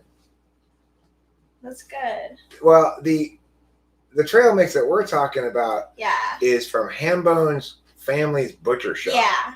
And it's just made of squares of meat and cheese. Different Whoa, kinds of meats and cheeses. Yeah, it really is. That's a You good can trail see- mix. That really is. That's You an can ideal s- trail mix. Trail You can, mix. Go camping with that, and like It's you'd dinner. be like It's- full for like It's what, breakfast, 3 it's days? lunch, it's Yep. dinner. You can eat it anytime, any meal. It works for every meal. And it's all Yeah. like salami and stuff. So if it's not refrigerated, no big deal. You just kind of, It's all like it's all kind of, it With turns the into this hard- big, just sort of hard- greasy thing of meat cheese. Yeah. And it's just good. That's so what that is. good. That's like a diverse spam because you've got basically spam plus cheese, which is good too. And people we fed soldiers with just a block of spam. There you go. Here's your salty meat. Get out of here, kid. I've never No had kill. spam. That's You'd gotta like be it. on my bucket list. good. That's it. We gotta have It's Sam very Adams. fatty, greasy, but it works. It's good. I used to Sam enjoy your Adams. beer a long time ago, Sam Adams. Same. Before I really I like quit the cherry drinking. weed. I'm such a girl. I just like the regular one. I'm gonna get us a Coca-Cola. Would you like Coca-Cola? Please. Would you like Coca-Cola, Cameron?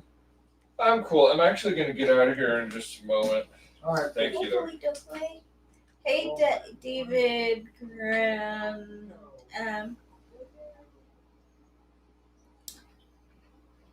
Enneagram 5 SS is so interesting because 5s are so introverted, and I'd say they're one of the hermits of the group. Yeah, the most hermited of the group. And SX makes them not as introverted. No, here, come, please, be with me when you feel like it. Is that true for you?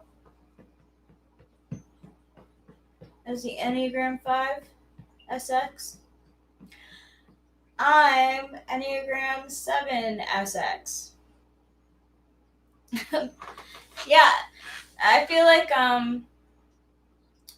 Enneagram is really good to know because it tells a lot of people about a person's affects. Oliver Linehand is a 2926 SPSX here. That's so interesting. So you're wait, SP is or SO. Are you social?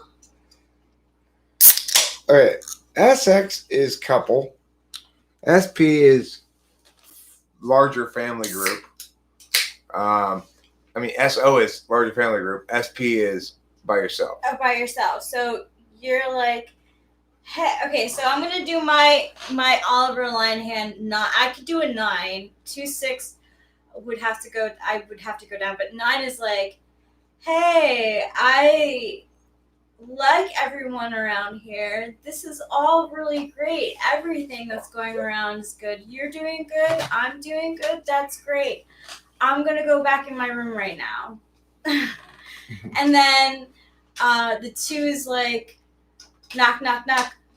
Oh, hey, what's up? It's you. Cool. Oh, you need some help? Yeah, I can do that for you. And then the 6 is Hi, Cameron. See, use. bye, bye, Yeah, Cameron. thanks for stopping by. And then the 6 is oh my god, did I do it right for them? I'm not really sure. I did them, I helped them out, but was it the best for them? Another way of looking at the three things is when meow doesn't work, you meow. And then when meow doesn't work, you meow. Yeah. So if you're a 926, first you go hey, we don't need to have any conflict here. Let me appease. 8 by 2. And if appeasement doesn't work, then you go, well, here, how about I help then? If my words of appeasement won't work, how about I help? And if helping doesn't work, you go, that's it. I'm going home and watching TV. What's mine? Do you still think I'm an 8 or a 1? I think you're an 8. it's hard for me to tell for sure. I think 8 or 1, regardless, is in the last spot. Mm-hmm. So I think you're a 748, Yeah, I think so too. and That's pretty accurate. I'm glad. a 748 that would go like this. There's something scary coming. You just I don't want to think about it. I don't want to think about it. I'd rather ignore it. Then the 8 goes, why can't I ignore it? Fuck you. Yeah, but I'm 4 next. Oh yeah, you're 4 next. So the 4 goes, you know what? I'm not interested in achieving anyway. And then the 8 goes, stop trying to make me mad. Yeah, that is exactly how it goes. It gets my 4 gets very confused for me. So when I'm in my 4 state, it's very, I like, disassociate a lot. I don't know if that's a part of like 4s, but I'd say out of the Enneagram tri-type, I'm most comfortable with my 7 and my 8, and I'm least comfortable with my 4. I mean, the thing I think that's least useless hookum about it, really, Sky Gear, is the fact that it divides people's response strategies into avoid, withdraw, or confront, which makes sense. So, it's like I agree. It just sort of makes observational sense, but Rachel's avoid, confront. Avoid. I'm avoid, confront, avoid, and that's how it tends to play out. If you get down to Rachel's 8, you've gone past 2 levels of avoidance first. So, Yeah. Why does hokum actually mean hypertrophic cardiomyopathy? I don't know why it means that. I don't think it does mean that. You're a 4 and you'll go radio silent a lot. I mean, it's avoid, right? It's a matter of how you avoid. So, and what kind of things you're most likely to avoid. If you feel pressured by other people, mostly, then you're going to avoid like other people's expectations. You're going to avoid with 4. If you feel pressured most by other people's forcefulness, you're going to avoid with 9.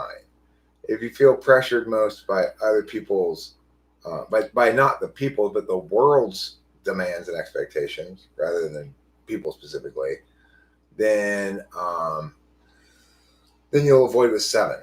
So Rachel and I both most want to avoid expectations of the world, not of other people so much.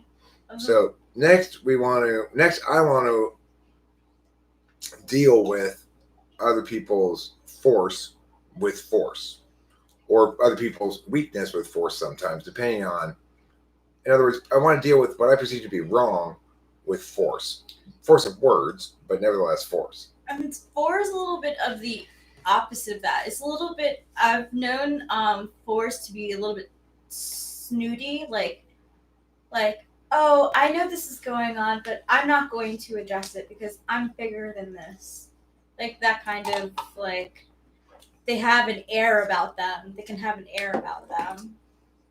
Yeah, well, and, the thing about my 4 part of me is what I see as the hypocritical part of myself, which is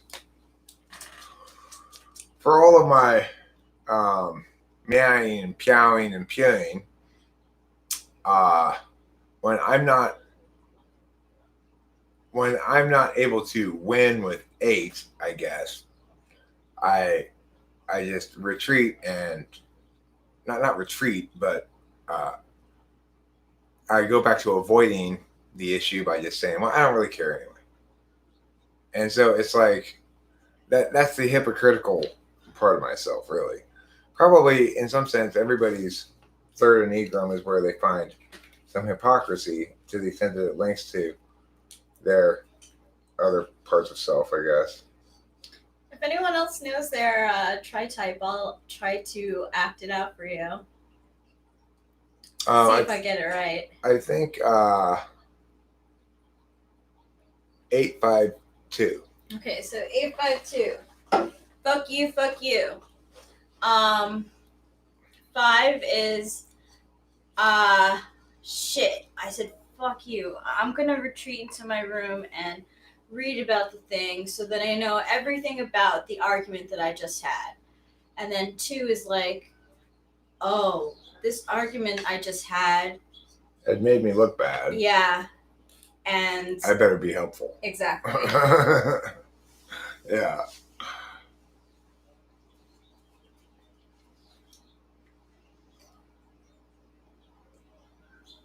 Well, the thing is, eights are first and foremost ready to experience things that are wrong. That, in other words, the thing I remember about 8 is, to be an 8, you first and foremost have to believe you have a clear understanding of what's worth getting mad about and what's not worth getting mad about. Now, some of those understandings will be more justifiable than others, depending on what kind of function stack you have, right? But it's like 8 expects to encounter what it considers injustice or worth fighting against, and expects to fight against it. 5 is I have certain things that I like and I want to know all about it. But I'm not going to know all about it by going outside. I'm going to know about it by reading books and reading articles. 4, what I'm reading about, the articles are very high class or... For 4, I would say it's about, your idea is about social mores, right? Yeah, exactly. And 1 is like the perfectionist. So it's like all the things you know about and all the things that you took from 5 and 4, you want to make sure you are exactly right about it, and that the facts you have in front of you and that you have gathered are totally right, and you will spend probably more time than most people on getting it right. Mores, both social mores, social rules and stuff. In other words, 4, when the world goes like, you aren't conforming enough. 4 goes, fuck you, I'm a non-conformist. Yeah, 2 goes, well, how can I help? And 3 goes, yes, I am conforming enough. Look at my fancy car and wife and house. The M-O-R-E-S. It's spelled like Mores. M-O-R-E-S. So, Legends Fall 8, you would be pew pew first. And then you're like, hey, I just pew pewed. Let's go have some fun. Or another way to put it is this. First, you encounter some wrongness, and you go, oh yeah? Pew, pew, pew. If that doesn't work, if somebody tries to drag it into a war of attrition, in other words, your burst of anger doesn't solve the problem, then you go, you know what? I'm going to go home and play the day away and forget about this problem and ignore it. And then it depends what's your third slot.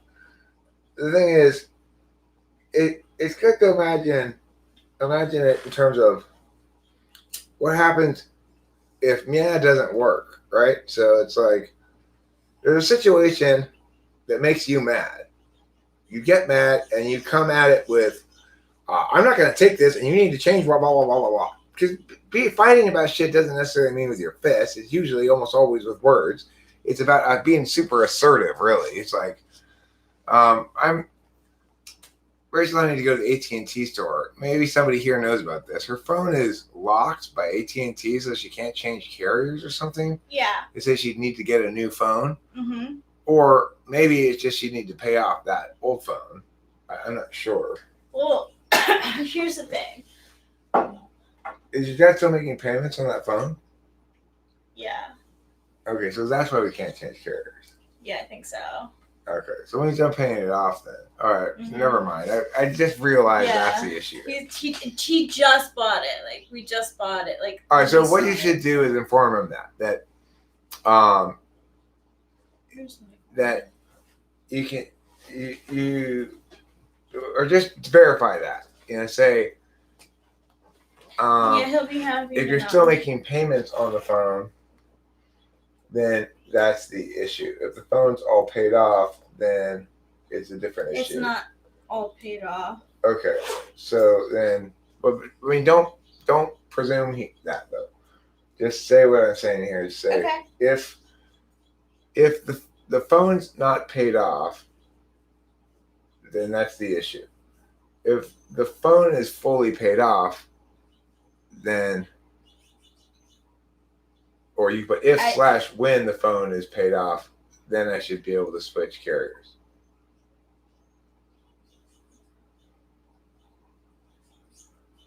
And you could even sign it Eric if you want. It's okay. If I'm you asking feel like- if this phone is paid off, or if.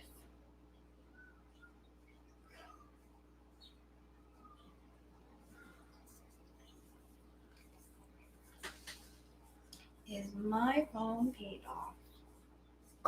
So okay, here's the thing.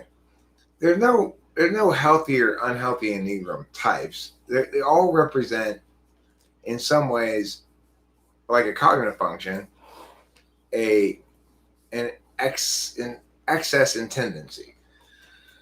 So if you're a 2, you'll probably help too much. If you're a 3, you'll probably put too much weight on meaningless symbols of success. If you're a 4, you'll probably spit on good advice. If you're a 5, you'll probably think it's not quite time to act yet. I need to study more, to excess. In other words, you'll be too late to act, or the late bird that doesn't get the worm, I guess. If you're a 6, you'll be too much prone to going back to retreating to your comfort zone in your nest. If you're a 7, you'll be prone to ignoring important things for too long until they get much worse than they could have been if you dealt with them on time. If you're an 8, you'll be prone to angry outbursts at people and then probably regretting it sometimes. If you're a 9, you'll be prone to giving in to people you wish you hadn't given in to and wishing you were more assertive. If you're a 1, you'll probably be prone to being perceived as a cold-hearted bitch, whether you're male or female in some sense, and feel like, I guess, undervalued in some sense. Yep. Like I'm doing it all alone. Right. So, in some regard, they're all bad, but that's why they have that integration disintegration thing. Like supposedly, I integrate, I think, to 1, and I disintegrate to 5. Disintegrate to 1, and the highest point is at 5. For 7. Yeah. Yeah. Degrade at 1. Oh, I degrade to 1. Yeah, degrade to 1 Oh, and exalt at 5. At 5. Okay, Yeah. so in other words, when I am more deliberate in my decision making, then I have fewer problems that come along with like deadlines and stuff that require me to do things. Oh. My phone is paid off. Okay. So then just say, okay. I think. Okay. Well.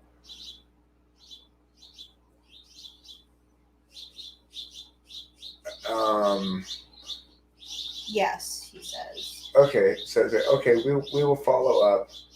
Thank you for the information.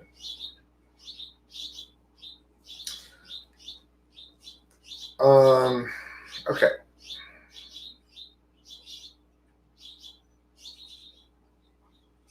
There's apparently 3 levels of how much you're killing it. No. Can you be?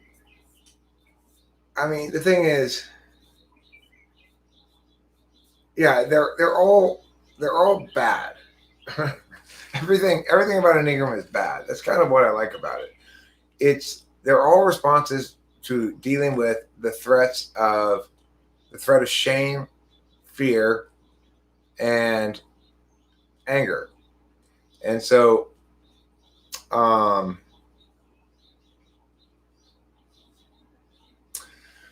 what does that mean? Well, it means that I found a nice piece of floorwood. I'm giving it to Rachel. I appreciate you. I appreciate you too, my darling. You're a very, very, very, very, very, very, very, very, very, very, very, very, very, very, very special lady. Oh, thank you, baby. I feel so lucky. Now, the critique would be this. Well, why arbitrarily divide it into fear, anger, and shame? Why not say shame, sadness, and disgust?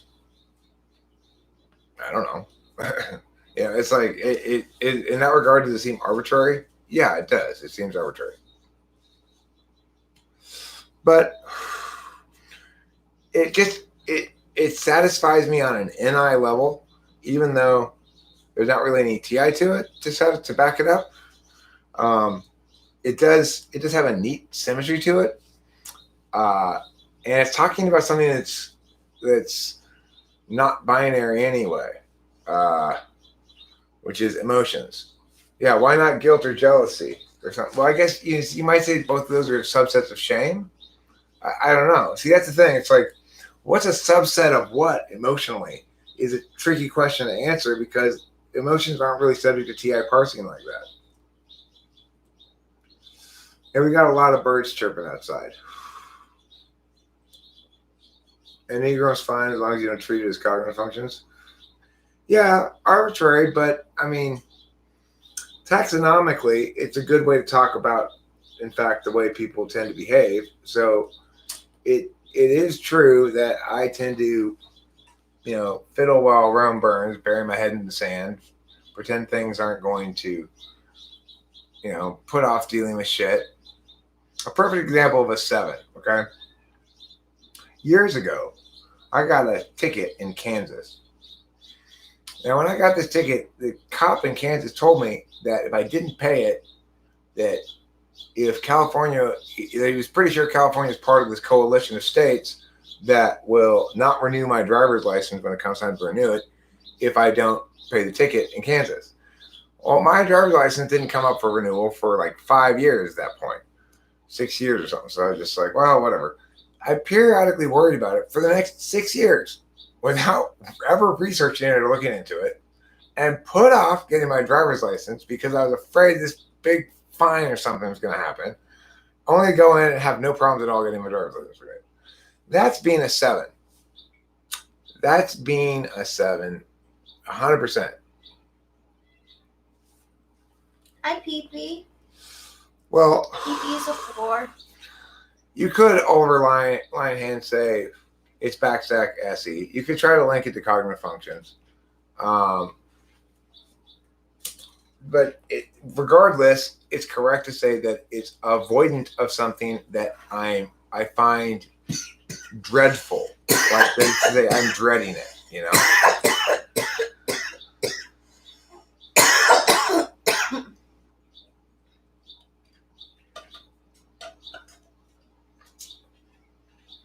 So my coworker's an asshole. Buddy's hilarious. I'm pretty sure he's an indie dom, but he's all about efficiency and optimizing. Well, I mean, that would have somewhat described me at my job when I was director of Kudos. I had a lot of TE going on, It was TE out the wing wang. So we are capable of it as long as it's the right kind of TE, as long as it's systems TE and not physical TE.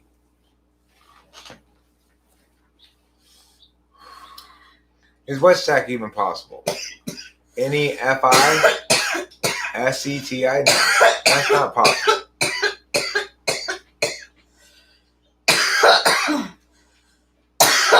Just because he's all about efficiency doesn't mean he's not about logic. So you might have an ENFP, in which case they'd be NE, FI, TE in the third slot, and they get a lot of jazz out of being efficient and effective. But you could have an ENTP with demonstrative TE. Depends on the kind of systems you're dealing with. NEFITESI. Yeah.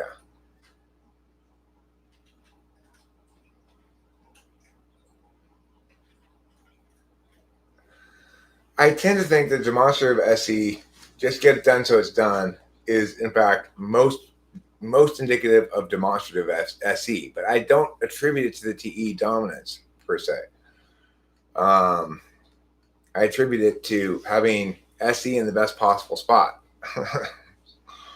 You know,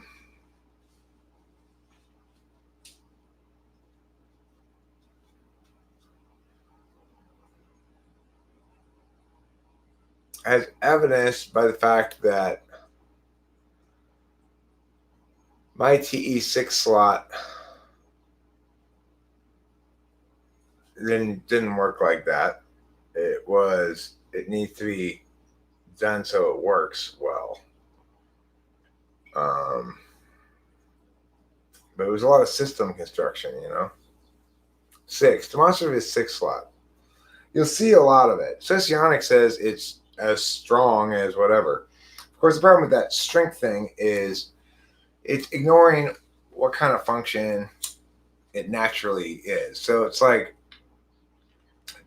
both your action functions and your interface functions are naturally subject functions. That is to say, they're naturally functions by which you do your work in the world.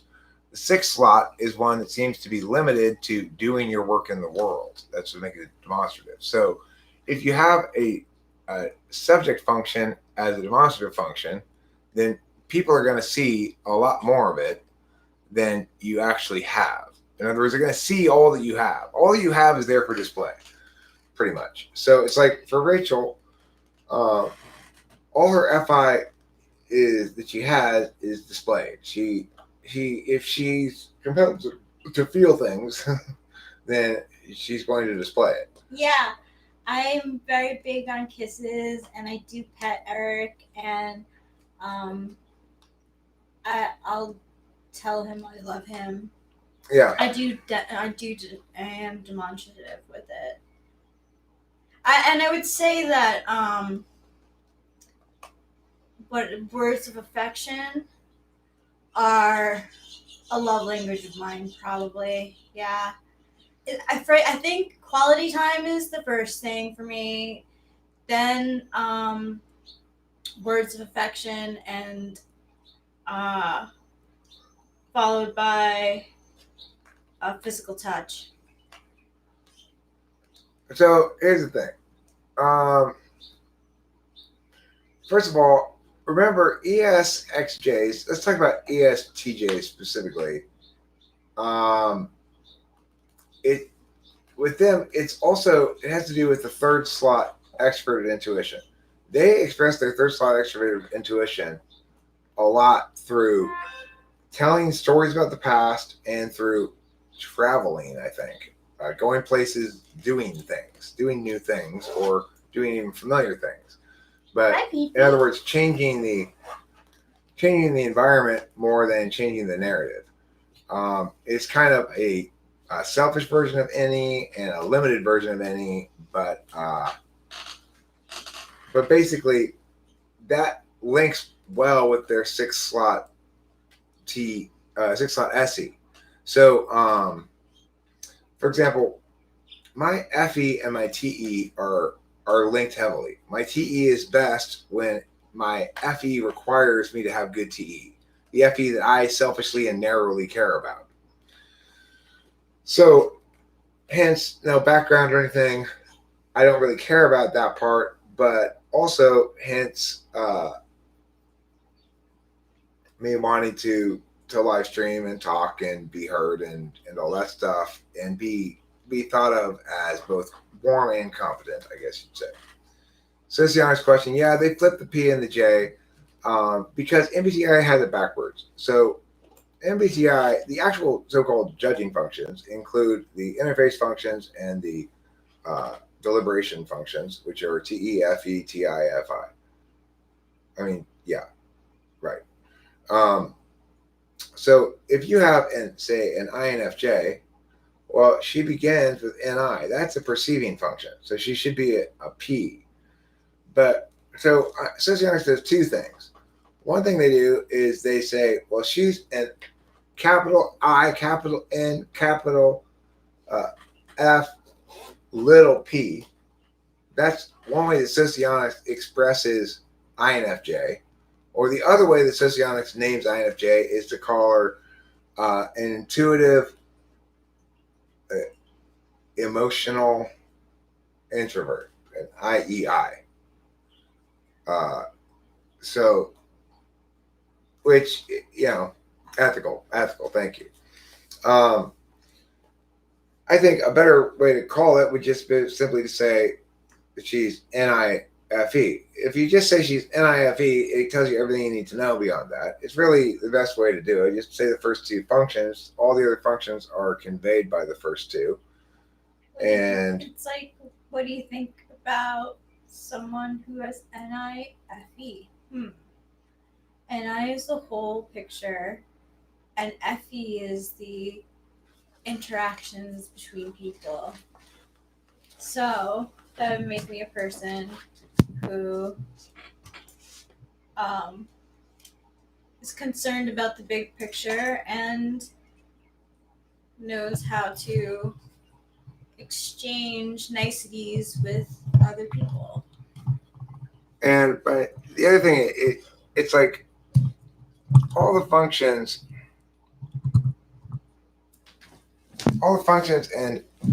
and how they express link to that. So it's like the fact that she's an NIDOM who's finding the singular most relevant answer for something means she's necessarily ignoring random creative alternatives. Yeah. Just like because I'm always coming up with random creative alternatives, I'm ignoring the finality of her explanation, right? By adding some extra shit onto it now. I have a question. This is a terrible way to split the mic. That's better. Okay. I could also move the window there, but okay. Talk about archetypes for the types of a certain Russian poet is yours. Oh, yeah.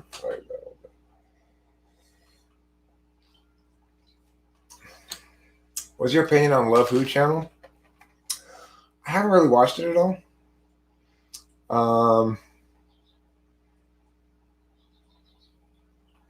No, it's MBTI's INFJ. Jung has nothing to do with these 4-letter names. Okay. So MBTI named it backwards because they're trying to say what the person's affect is going to be like in the workplace. And so an INFJ's affect in the workplace is going to be more like that of a judger or judging function or tool function than like that of a perceiver. And, so they went with the first extroverted function to determine what your J or P is rather than your dominant function. And so,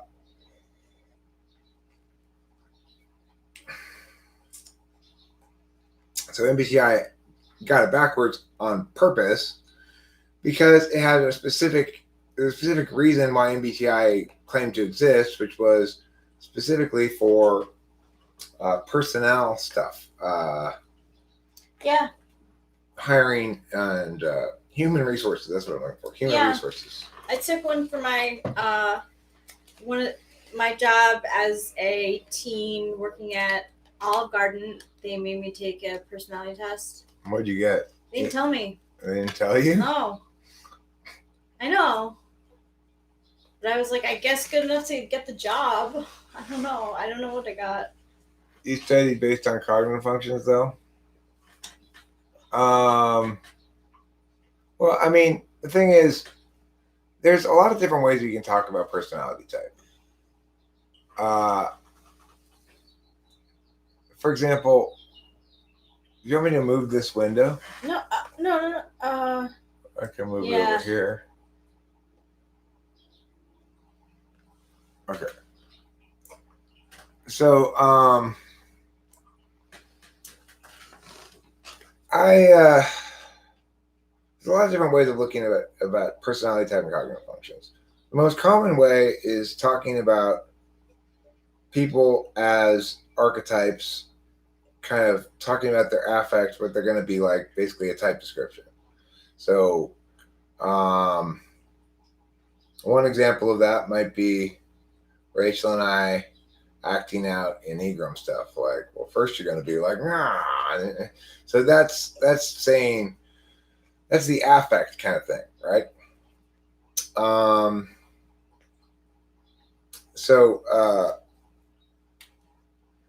Most of the time, most people are interested in the affect stuff. They enjoy content where complex realities are collapsed down into simple, recognizable forms, like a little scene acted out or something, or a joke made.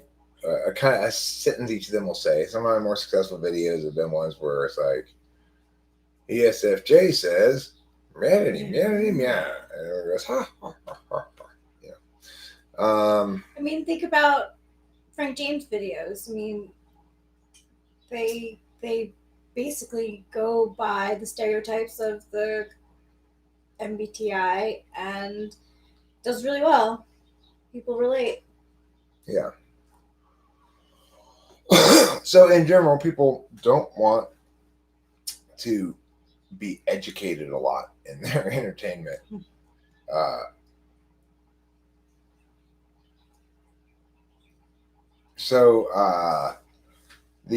It's like when I get really TI, the only people who really watch my videos are INTPs, maybe ISTPs. What's your opinion on C.S. Joseph's explanation on types, the performance anxiety, and I mean, what do you mean by that? I don't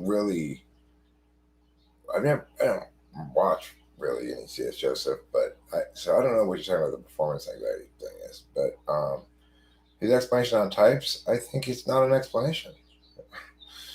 I don't think he has any explanation. If you ask him to explain things, he'll tell you to read the books that he's read, or if you ask him why, he'll say, "Well, my mentor said," or something.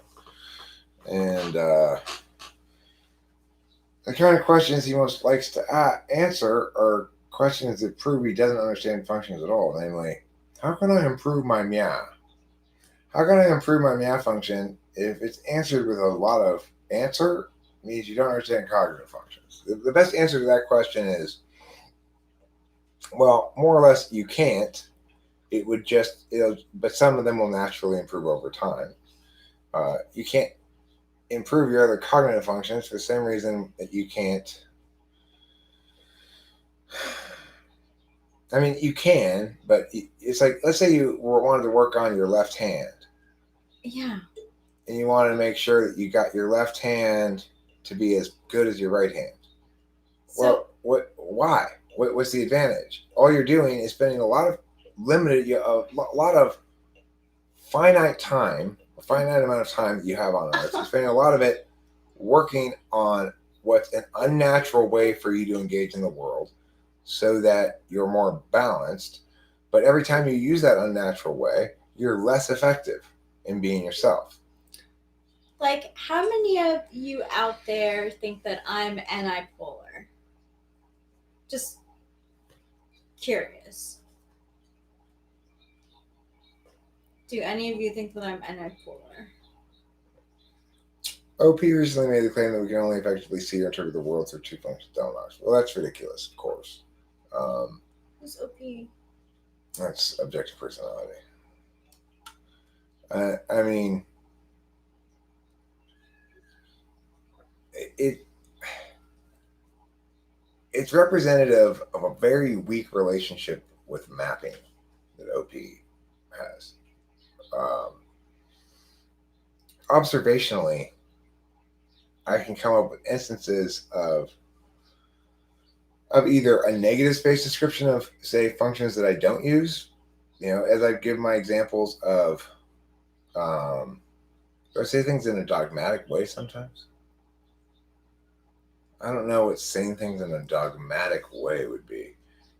Do you mean, do I don't know, make unsubstantiated What- claims? No, I don't know just what make the unsubstantiated claims. definition of dogmatic means. Well, dogmatic is not a manner of expressing something, but rather a description of what's been expressed.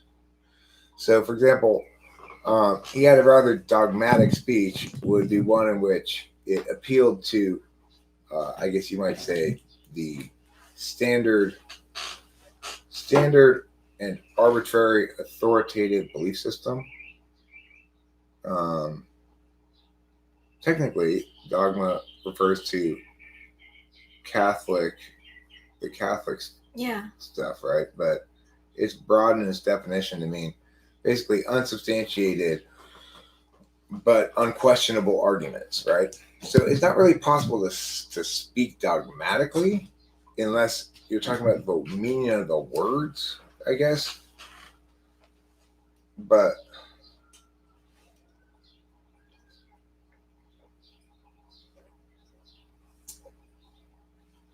so, I mean, the thing about the notion that you can only observe things through your top two functions is silly because I can easily enough state examples of myself observing functions or the absence of them, realizing what the alternative would be by observing a mistake I made. I've got two examples I typically use with the SI-NI thing: the potato touch story, the story of the little sticky note on my dashboard. That's a good distinction between SI and NI. It's very clear cut. It's very concrete, and I've got a good explanation of the distinction in terms of it basically having a machine code, namely that we do have these proto forms of NI and SI called object permanence and shape constancy. Those two things are already established and well understood in psychology as coming into capacity at a certain age. So there are things that link very well to the notion that we have two different ways of knowing. So it's like my knowledge function is my fourth thought function, but I absolutely can use it consciously. Hi, Winston's mom. Joining us from your phone, are you? Who said observe effectively?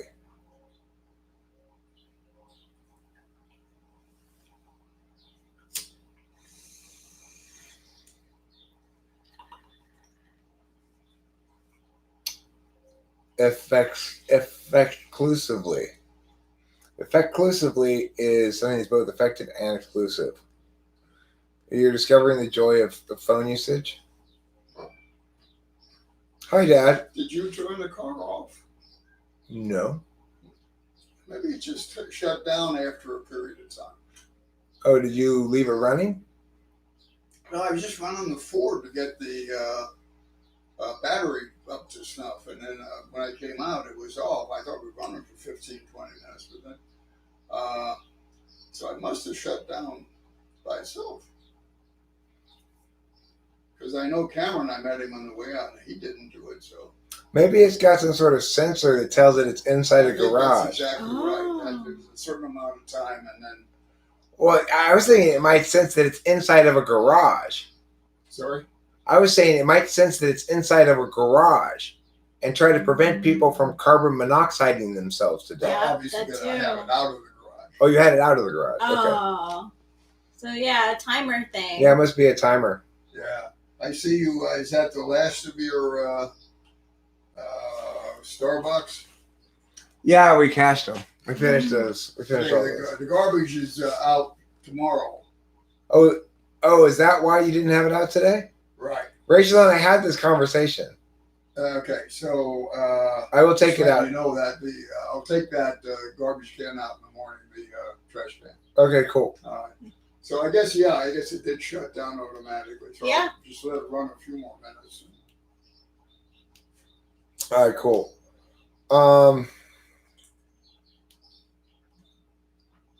like expressing your beliefs as if they were facts. Well, I mean, the thing with David Grandin is it works like this. A person makes a statement, and it maybe make a claim. Whether or not that claim is in dispute is determined by the listener generally. So, for example, I can choose to dispute your claim or not, at which point you'd be expected to substantiate it if it's in dispute. But whether or not something is a belief or a fact is subject to that process, not the other way around.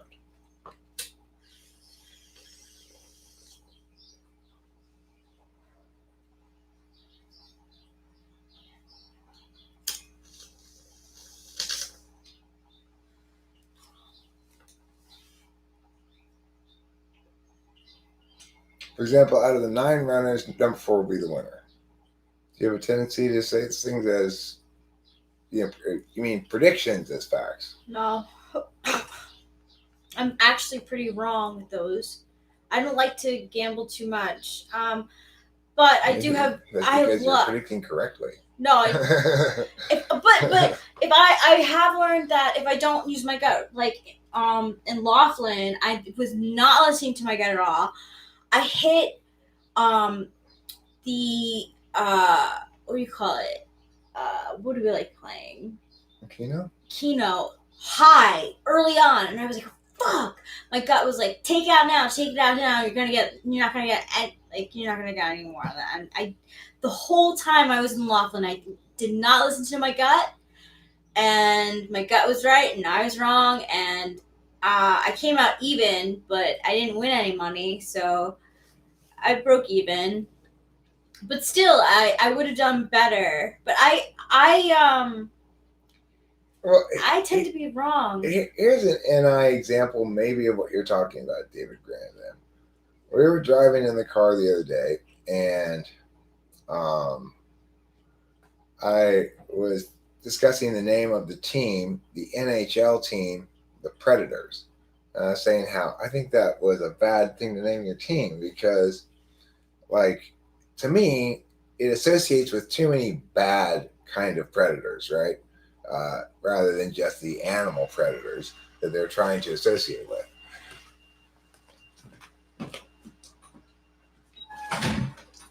For example, the word predatory is rarely used in any way that's not concerning in some fashion, right? So, from my perspective,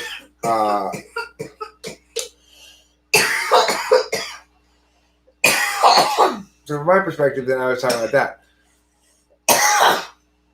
So Rachel said, "Yeah, a team with that kind of name is not going to win." And I said, "Well, I'm not saying it's bad luck. I'm just saying it was a poor marketing decision."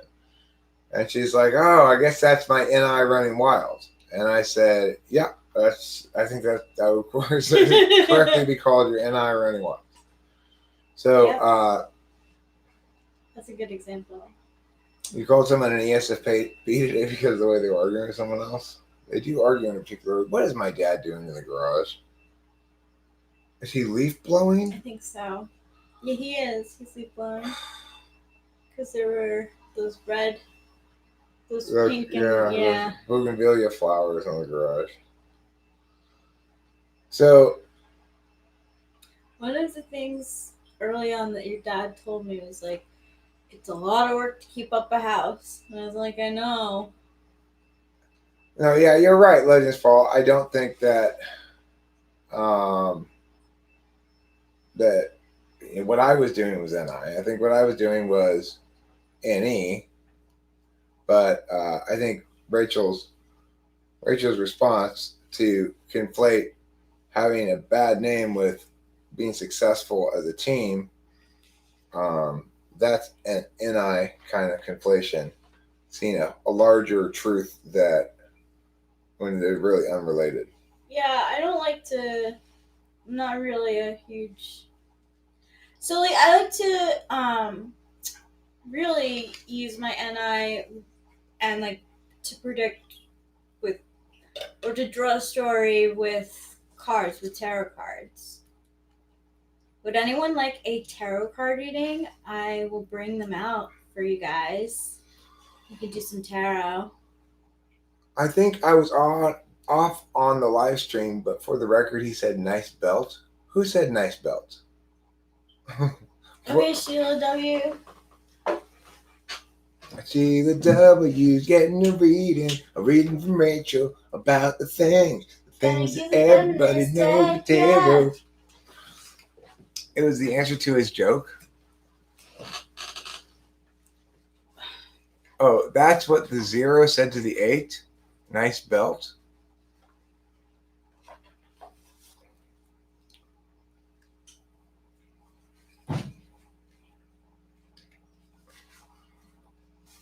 I don't know. Let's find out what the tarot says about that Legends Fall after Sheila W.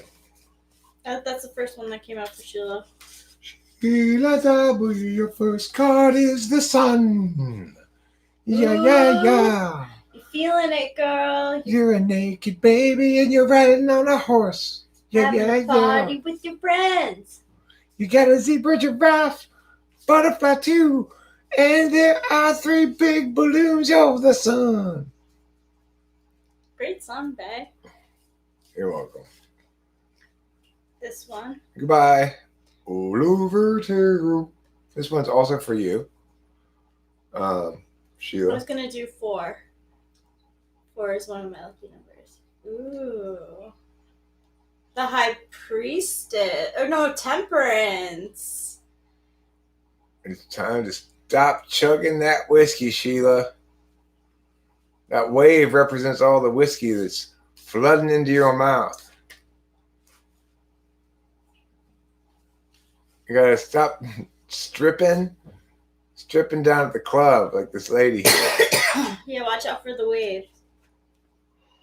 These the other 2 for Those are the Sheila. last 2, yeah. You also got the 9 of Swords. You gotta ask for a reading. So you do 69 coulda. You have the 9 of Swords. This one, not sure what that means. I'll read it. 9 of Swords? Yeah. Anxiety. You got some Fears. anxiety and some fears. And then this one, the Priestess of Wands. You're a naked lady who's got a pet lion, fire shooting from the sun into a bucket on top of some rocks. Plus you got a bone for a gun. You're a naked lady with a lion for a friend, shooting fire from the sun into a bucket. Is that what it says in the book? You know what the Priestess of Wands is all about? So what does it all mean? Okay. What does it all mean? Overall, I'll take. So these 2 are the most important, the Sun and the Temperance. The Sun comes after Temperance, so I'd say this is the overall scheme of things. You're feeling happy. You're sunning in the weather and taking it all in, and maybe having fun with your friends. You're rocking a big thick bush and you're proud. Yeah. And you are balancing out things in your life, like maybe you like to drink or maybe you like to shop, but you're like balancing things out with like your credit card. Maybe you have like maybe it's time to fondle the goats less. What? Maybe she's fondling the ghosts too much. Yeah. And saying take a break for a little bit. The ghosts need a break too. Otherwise, you'll feel anxiety. But when you do feel anxiety, remember, you're a naked lady with a lion for a friend and fire shooting from the sun into a bucket. Okay. Who's next? Next, you got Legends Fall. Okay. Legends Fall says he's been smiling like I know something I don't know for 3 days now. What Okay, is that all about? Let's find out. Yeah, let's find out. I did some shuffling there, so you can get your First of all, handle on it too. this first card represents the pre-smile. Okay. The pre-smile was the 3 of Swords. That makes a lot of sense. Yeah, it does. 3 of Swords. 3 of Swords. They're all battling each other. That's a card that can represent heartbreak. It can represent betrayal. Okay, that was your pre-smile. Now this is what you currently know about the smile. Consciously, I guess. The crone or the hermit. You know that the smile is secret and hidden within you. It's not very revealing. Now, we're going to find out what you don't know that you know about the secret smile. 2 of Cups. Soulmate! Are you already in a relationship? Well, if you are, it turns out it's the right relationship if you're having any doubts. If you're not in a relationship yet, you are about to meet the lady of your life. Her name's Marguerite Consuela Dixie. Cup. Her last name's Cup with 2 P's. No, Legends Fall. Her name's Diana Clover. You gotta spell it out. Di Clover. Well, you know her nickname for sure is Dick Lover. Dick Lover or Dyke Lover. Or Dyke Lover, right? Yeah. Also, why you don't want to name your kid Penn Island, because they will be called Penis Land. Mm-hmm. Okay, who else won one of these? Let's do one. Who said Let me see here. tarot is cool? Richard. Richard S. Ryan S. Ryan S. Okay. But Sam Adams wants one too. Okay. And 69 Q. Okay. Okay. Ryan S.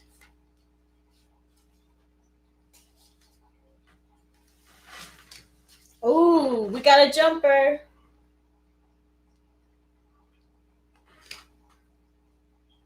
There's actually a joke that some middle schoolers played on me back when I was teaching middle school.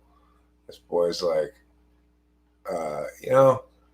if you're, I was like running out of this is your first card, Ryan S. It's the Daughter of Swords. I've never pulled that card before. Well, it looks here basically like you're supposed to be tending to these hogs, but you're dreaming of riding ponies and swinging swords. So that's your first card, okay? Pay attention to the hogs. Your second card, that's what you're doing wrong, okay? Here's what you're doing okay. Anyway, the kid said to me, oh, you should go to Penn Island to buy new Sharpies or expo markers for the whiteboard. I was like, Penn, wait a second. That spells Penis Land. That's so great. Ace of Wands is your second card, Ryan S. That means you are about to burst out of an egg because you're on fire. Why are you on fire? Because you're so lit. Why are you so lit? Because you're so dank. What does that mean? It means you're going to smash in the Rari. And now, Smash. here's what you're really, really killing it at. That's what you're okay at, okay? Here's what you're really killing it at. Oh, also 2 of Cups. Also 2 of Cups. Oh my God, you're about to meet the lady or man or other of your dreams. Okay, now, next person we had was, we got 69 Cuda. Here's what you're doing wrong. 6 of discs. You're doing it wrong. What is the 6? 9 of discs. What's the 9 of discs? Hanging out, chilling with your material things. You're- You don't need nobody. You're doing it wrong, buddy. You're either doing it too much or something. I don't know. Bye, David Grandam. It's just chilling. Now, 9 of discs represents chilling. here's what you're doing fine. Who is this one for again? What did I say? Who is these cards for? 69 Cuda? Yeah. Here's what you're doing fine. Being the devil. You're managing your indulgences fine. You're not overdoing it. You're not underdoing it. And here's what you're kicking ass at. Moon. Dreaming. You're a kick-ass dreamer. I'm dreaming of golden eels flying through the night sky. Okay, so there you go. We're playing what do you suck at, what are you okay at, what are you good at? That's a fun 3-read. That huh? is. Can we do one for me? We will, but we got a couple people online. Okay. We got Homie, who's Good been night, ignored for David too long, Brandon. Sam Adams. And we got Oh yeah, Sam Adams. Freddie Forgiato.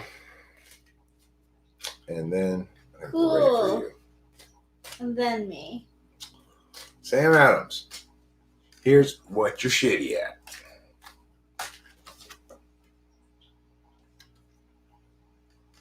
Oh, it came out again. That's fun. Again, you need to be paying attention to the animals, not dreaming of riding ponies and swinging swords, okay? That's what you're shitty at. Just paying attention to the animals. Now, Sam Adams.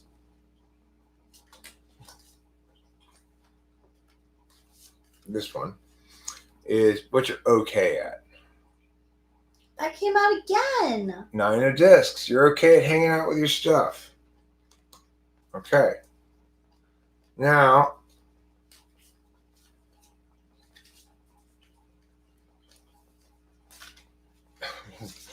sorry, 69 Cuda. Did I take over for Rachel again? It just CZ. They beat you extroverted again. Oh, I'm sorry. I'll pull some. I don't mind. And lastly, for Sam Adams, what he's good at. New love. 69 Kuda. Ooh, new love. You see those Sam Adams, swans in the water. Sam Adams, are you a ladies' man? And 69 Kuda, I will draw an extra one for you right before. Who's next? Freddie Forgiato. Freddie Forgiato. Yeah. Okay. Freddie Forgiato, here's how you suck. Here's how you suck so bad. Here, I'll do it from a different deck then. Daughter of Wands.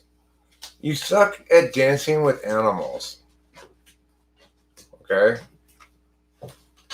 You suck at dancing with animals and holding wagon wheels. I've never really seen that one before either. And that's what Freddie Forgiato Yeah. sucks at. That's So what I you guess suck it's at. like you suck at really engaging lots of things simultaneously. I don't know. Now, here's what you're okay at. Hey, this one came out again. Wow. You're an okay dreamer. You're dreaming of golden eels flying through the sky at nighttime, yeah.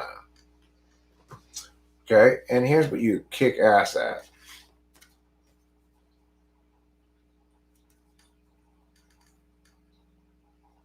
Ooh, I think that's the lovers. Love her. Oh, Freddie Forgiato. You kick ass at making love? Wow. Ladies, you hear that? You know who the real player around here is? Freddie Forgiato. 69 Kuda. I drew two. Actually, they fell out. 2 cards fell out for you. I shuffled them. It's the Hermit. 2 opposing energies, actually. The Hermit. But this came out first. The Knight of Wands. It should be noted that the hermit is known in Mexican tarot as El Hermeto. El Hermeto. Is that true? I don't know. I love you.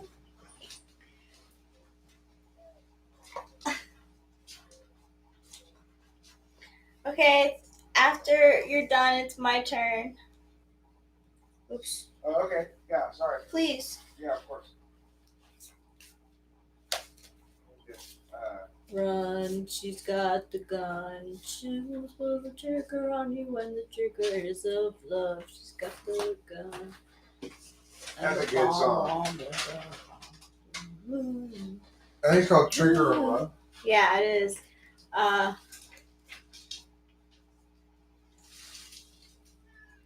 Yeah. I do know only one good dad joke. Where do ghosts train for the Olympics? Ryan S. At the Ghost Olympic Training Facility?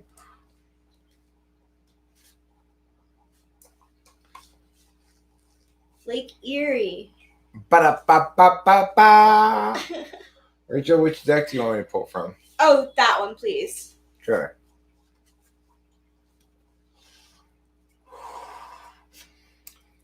Okay. What you suck at is the 8 of Wands. Oh. Yeah, I'm pretty slow. You suck at facing a bunch of attacks, I guess, simultaneously. Yeah. That's true. I wouldn't be very good with a lot of arrows coming at me. What you're okay at, Ah. strength.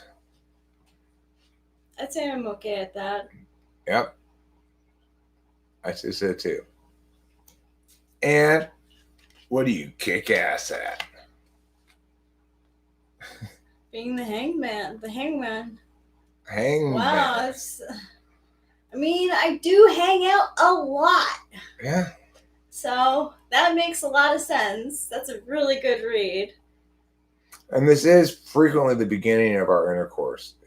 I hang Rachel upside down by one leg. Yep, by one leg, and then he then hooks his legs, and he's hanging upside down also, and our genitals touch.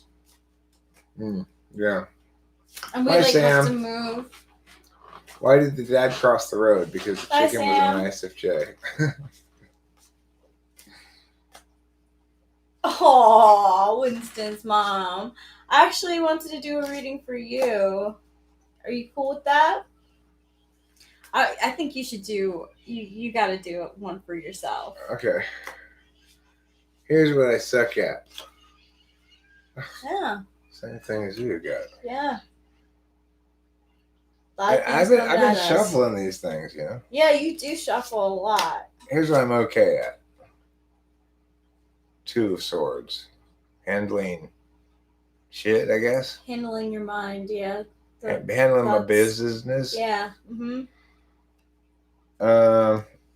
Here's what I'm good at.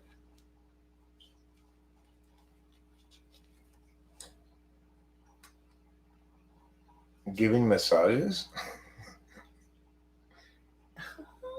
6 of Discs. That's usually sharing your wealth. I'm good at sharing. You are good at sharing. You're very good at sharing. Eric is a very good sharer. All right, Winston's mom. Oh, you didn't answer your question, but she's okay with that. There you go. Well. Wait, she doesn't want them? I don't know. She didn't say. Okay. I guess we need to go to the weed store here pretty soon. Yeah. So maybe we should wrap this up. Yeah. And. Oops.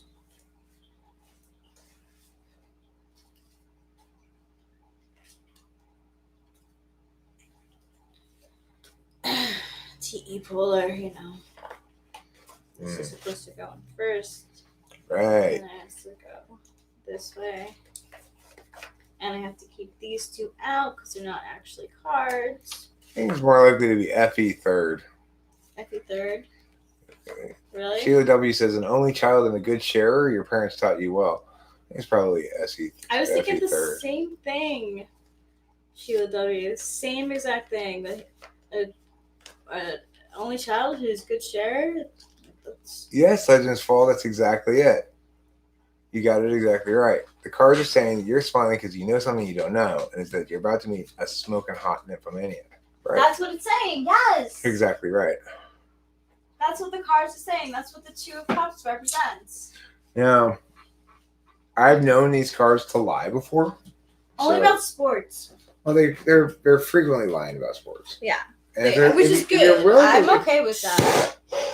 If you're willing to lie about sports, You know, right? It's for the good of the people, I believe.